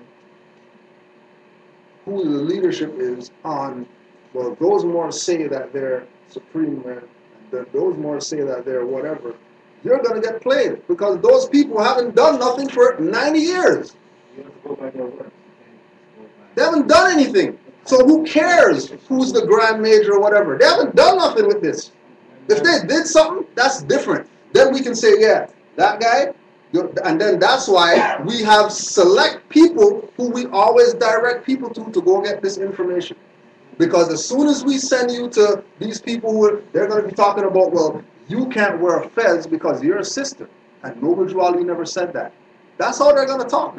They're going to say, you can't say that you're a Moor because, Canaanland temple isn't the temple you're supposed to join. You're supposed to join our temple. That's what you're going to be dealing with out there. We're saving you headache so you don't have to deal with that nonsense. We're telling you from the get-go, if you want to be and want to recognize Moors, Moorish nation, Moorish whatever, it's going to come from you. If it doesn't come from you, don't expect too much because they haven't done nothing for 100 years. They got people right now, right? Like for example, right there we have the charter, right, for the Moorish Science Temple of America, right? Which one? The green one. Okay. Right? We got that for free from the Moors who said, they told us come to Chicago. We went to Chicago. They were down with Grand Major Temple, and they left because they saw how much dirt was going on in this. They left, started their own thing. And they were issuing charters. And they said, Why don't you come check the temple out, see what it is, instead of us telling you. We went down there, they gave us charter, they gave us Quran, 101 questionnaire, they gave us everything, whatever it is, and they put it in our hand and they said, and that's it. No obligation, no call them back, see how stuff's going, no sign in every month, no send them any money, whatever, blah, blah, blah. 2014 now, they got people who's in this that's telling people $250 for a charter. They're in this. They're part of this, which is the number one where everybody's supposed to go to for the whatever, blah, blah, but they're selling people charters. You want to be part of that? So the next thing, your nationality package is going to be I'm asking, if we got that free to have a temple here, and then there's people who are in this today, 2015, selling that thing that we got for free for $250. You're gonna back that hierarchy? Like, I'm asking you. No, I'm asking you though. Are you gonna back this hierarchy knowing that they're selling a charter that they're supposed to be giving people for free for $250? What I'm going to do is make a change. No, I'm asking you. No, If, I'm are going you? to give you an answer with a yes Are or no. you? What I'm telling you is what I'm doing is I'm going to make a change to what that situation is. Are you going? So you think that you are going to go to these people, right? You're going to think that you're going to go to these people who are selling charters for $250 and you're going to change that? You think you're going to do that? I'm going to make a change. No, I'm asking you. You think I'm that you're going to go change these people? I'm going to make a change. Do you know that these people haven't done nothing for 100 years? Are you listening to what I'm telling you? Or are you just trying to pretend like you're not hearing what I'm saying? Like, I'm telling you, they haven't done jack with regard to this Moorish movement for 100 years. What are they going to do? What do you think you're going to influence them to do? Because what? Because you're a sister? You're the mother goddess of something? You're going to change these people? No, because sometimes you have a temple here. Sometimes it takes one person. One person, nothing. I'm telling you. They're not going to listen to you. Okay. Why are they going to listen to you? You're nobody.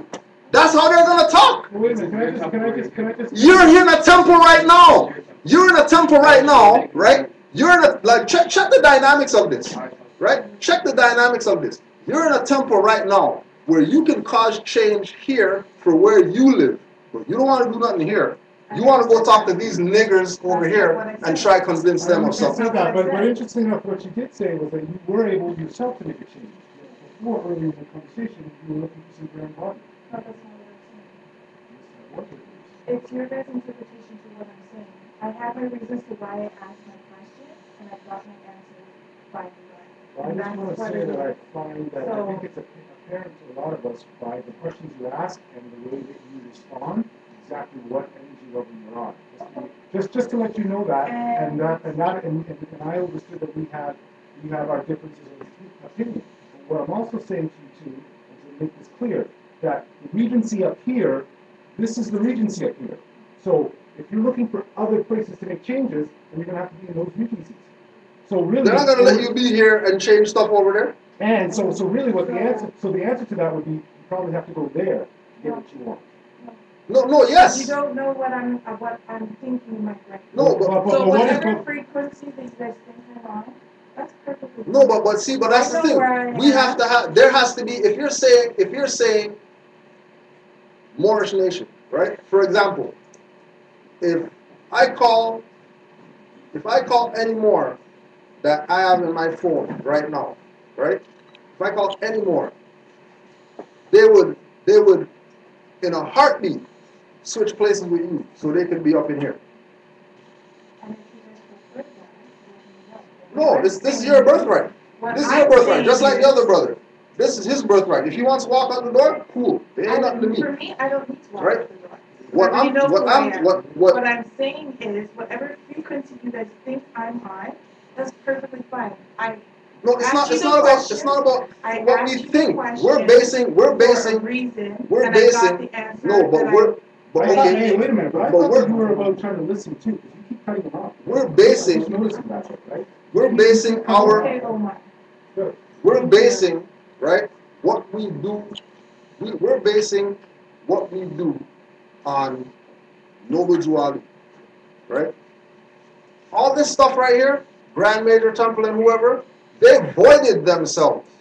No different than as soon as people who say that they're United States of America government and they stop saying republic and they start saying democracy, they voided themselves. They're irrelevant. If you think that you're going to go and have some influence in Dirty Moors activities, who they've been dirty for 100 years, you think you're going to clean up some dirty Moors who've been dirty for 100 years? You have another thing coming. I'm warning you about that. You think these guys don't freaking run train on girls and stuff like that? You think that these people are doing things pure and pristine? You think that we say dirty Moors as some, you know what I mean, statement just to talk shit about some people? There are dirty, Noble Drew Ali got killed by Moors. No Europeans killed Noble Drew Ali. No Chicago police killed Noble Drew Ali. Moors with turbans and fezzes on that call themselves Grand Major Temple and Supreme Grand Sheikh and Grand Governor and Grand Secretary and Grand Treasurer. They killed Noble Drew Ali. And then they came out after they killed him and said, I'm the new prophet, follow me. That's all you have around here. If you want to think that there's some Moors out there that we don't know about, that you got access to, ask them if they know Kudro. You better ask them. For them to tell you that they know who I am, and for them to tell you that you better show your allegiance to your temple that's here. Because you showing allegiance somewhere else is directly going to injure yourself, warning you. I'm not assuming. I'm warning you. Because there's dirty Moors out there. There are 99% of Moors who call themselves leader, who say, yeah, call me and I'll give you whatever like that. They're dirty. If we never said, go talk to those Moors, and you think you're going to go out there and just talk to whatever Moors that you want because, you know, you got this figured out, you don't got this figured out, you got another thing coming. I'm telling you, not assumption, I'm telling you, if you think that there's Moors out there that we don't know, that are clean and pure, and we only just don't know about them, you're crazy. Because I deal with Moors all over the world. The world, not just Canada, not just United States, the world I deal with Moors. And every single Moor that's active, that wants to do something for this movement, they back what we do here, 100%. And they don't even just back it with words, they back it by every month, they pay their $100 through PayPal, more than some Moors in here doing. $200, pay their stuff every month, no questions asked. No sending them emails, yeah, you know, end of the month is coming up, you know, we need the dues money, blah, blah, blah. None of that. Religiously, they send their 100 every month. No questions asked. Why? Because they recognize what this is. They know that there's mad dirty Moors out there. And why are they going to give their fiat to some dirty Moors who's going to take it, pocket it, buy weed, buy freaking whatever it is that the hell that they're going to buy, instead of giving it to Moors who they know are going to do something to try to assist these people out here who think that they're Negro black colored and think that they got something going on with themselves because they got a building and they could rent a space and they can get the governmental office to go have their meeting about racial carding of Toronto police carding black people and stuff like that. You think that means something? I mean nothing. We have a divine mission out here. People don't want to be done with the divine mission? Yeah. Nothing to me. Because this is their birthright. If they don't want it, it's all up to them. Like I said, you see all these stuff right here? This is not we bought this. This is Moors donated this stuff. Moors, they're not even us asking. Moors who watched class and said, you guys markers suck. I can't see nothing on the board. And sent markers. And then Moors up here. You know what I mean? They don't know what the hell's going on with their birthright. They don't want their birthright. They always got something to say. Cujo's always doing something, whatever. But all these Moors all over the place. You think all these dictionaries that we had that we're selling? There are no Moors in here, bottom. There's Moors outside of Canaanland. You guys got dictionaries? I need 4. Give me 3. I need 5 of those. Matter of fact, we're starting a class. We collected some funds. Here's 300. Could you send us as much dictionaries as you could send us? That's honor and allegiance, and that's what I'm repping. That's what I'm repping. I'm not repping people who's pretending that they're down with this because they came here for 2 weeks, and then don't see them for 800 years, and then they come back again, and then they're still on the same wavelength. They're still asking the same questions. You ask that question, you think I'm not stupid? Why do you think I'm up here? I'm not dumb. You think people ask me 6 questions, same questions in 6 months that I know that they're not studying or whatever? Like I'm just nonchalant, so whatever. He's not gonna know, you know what I mean? That whatever. You think we don't know that Moors were doing madness with stuff that we had up here? Madness. People going out there doing madness with birthrights we gave them. Why do you think that we tighten reins and stuff like that? We talk how we talk. Because we don't want certain people in here. Because half of these people out here are loose with birthrights. And they want an opportunity to see this fall. This is not falling. They can do whatever they want. They can try anything that they want. This is not falling out here. This is not getting corrupted by 30 people. It ain't happening. 30 people, they're just going to walk out the door because they realize Those guys are tough. Those guys are tough. That's a tough crowd. You know what I mean? Right? And again, all we're doing, getting people get tough skin when they come up in here. I don't know where you've been, but up here, you don't play, you know what I mean, pussyfoot. You don't play that. Right? We don't do that. Either you're down with Noble Juali and what he brought, or there's the door, because, you know what I mean, you're not tainting this. But we're going to wrap this up. Anybody have any comments or whatever? Anything? I just wanted to say ultimately that what I know is no one's coming in here to corrupt this. Just remember that. That's what I think. Anybody else? Last little bit of venting, right? well, one thing to back to what the young lady was saying. I've been here for just over almost a year and a half now. Kind of had that mentality when I came to the temple that, there's going to be a lot of answers, and I was going to tell Omari and Kuja my fathers are going to lead me to it. Ultimately, I found out in a hurry, especially when you deal with Omari, and I think Kuja could attest to it. He doesn't give you answers to everything. He'll guide you, right, and he wants you to study. So it's all about us studying. Some of the same questions this young lady just asked about where's the government, where are the leaders, I had those questions too at the start, but I found out what this was about. It wasn't about Kujo and Omari and these guys holding my hand to do things, right? That's how I got on the adept. I said, why aren't we in this position? Where's this so-called government? I came to a meeting one day and I said, I want to be a part of this. They invited me. I stayed. I learned a lot more and I realized I had a lot of studying to do, right? I have my own individual situation that I'm dealing with, that makes me study. So, like Kuja was saying, I'm kind of using myself as an example. I had a lot of those questions, but I took a step to say, okay, let me go find out who are these leaders and where do I get information if I need it and what we need to do. And it comes down to you, the individual, yourself, and your mindset.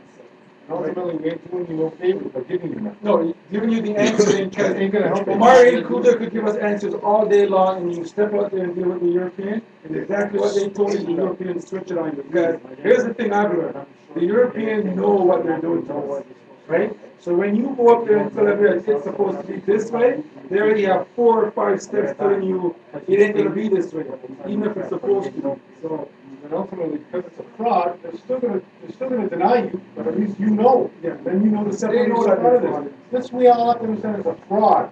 All of this is corruption. So coming in here to argue to try and fight some crap with them, you're on the wrong path. I don't have anything with them. I don't have issues with the police. I don't have issues with CRA. I don't have issues with any of the Canadian No, we're not saying you So let's individually. just put it down like, no. Let's just put it down like that, because you're saying, oh, well, we're not gonna allow any dirty Moors to come in here, and, you guys are asking certain questions because you guys already have you've dealt with people who are like that. Let's put it this way. I don't have any of those issues. I came in here because I wanted to learn about my identity. Okay? Perfect. And when I go out on the street, the other day I went to go check out an office for myself. The guy was Indian, and I told him I'm Moorish American, and I needed something because I'm looking to do something for my people. And that he said, well, this is a place where we don't do religion and all that. And I said, we're not a religion, it's an identity. And I said, actually, you're a Moor. And he said, Moor, how do you spell that? He said, what's a Moorish American? How do you spell that? So I spelled it for him, and he's going to go look into it. So let's put it this way. That's what I'm trying to tell you. I ask my questions for a reason. So you guys thinking that I'm on a lower frequency or that I might have issues? Oh, you did. May have issues. I have no legal issues. None. And I come from a family that doesn't have legal issues. That's like good. that. So do I. Okay? I was brought up a certain way. So was I was I. brought up by entrepreneurs and things like that. So was please, I. I'm starting to feel like people have a certain mentality about me. I'm not like that. None. I've never dealt with the police in my life. Never been to jail. None of that. Okay? Me personally, I'm here over here. Personally. Please understand that I came here because I want to learn about my identity. That is why I'm here. Keep learning. With that Keep question learning. you asked and brother adjustment Continue to learn. about knowing thyself and what's even on the board, you could put those in perspective on your own. Like, this is what he's kind of doing. It's kind of just setting off sparks, mixing with the human air, so things happen within you. Not him putting that in you, but it's happening on its own because you have the potential. Right. Even though it's hidden and he's passionate, take it as a tool to go study and learn more. Like, when you take it as a tool to, you know what I mean? Don't look at it as all negative, that I have a personal attack. Take it as, well, you know what?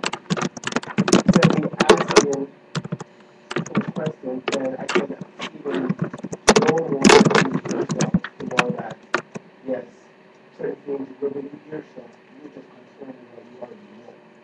Right? It's not about always getting information to learn things, you know? Thinking. You gotta just use what you know to confirm what your issue is telling you.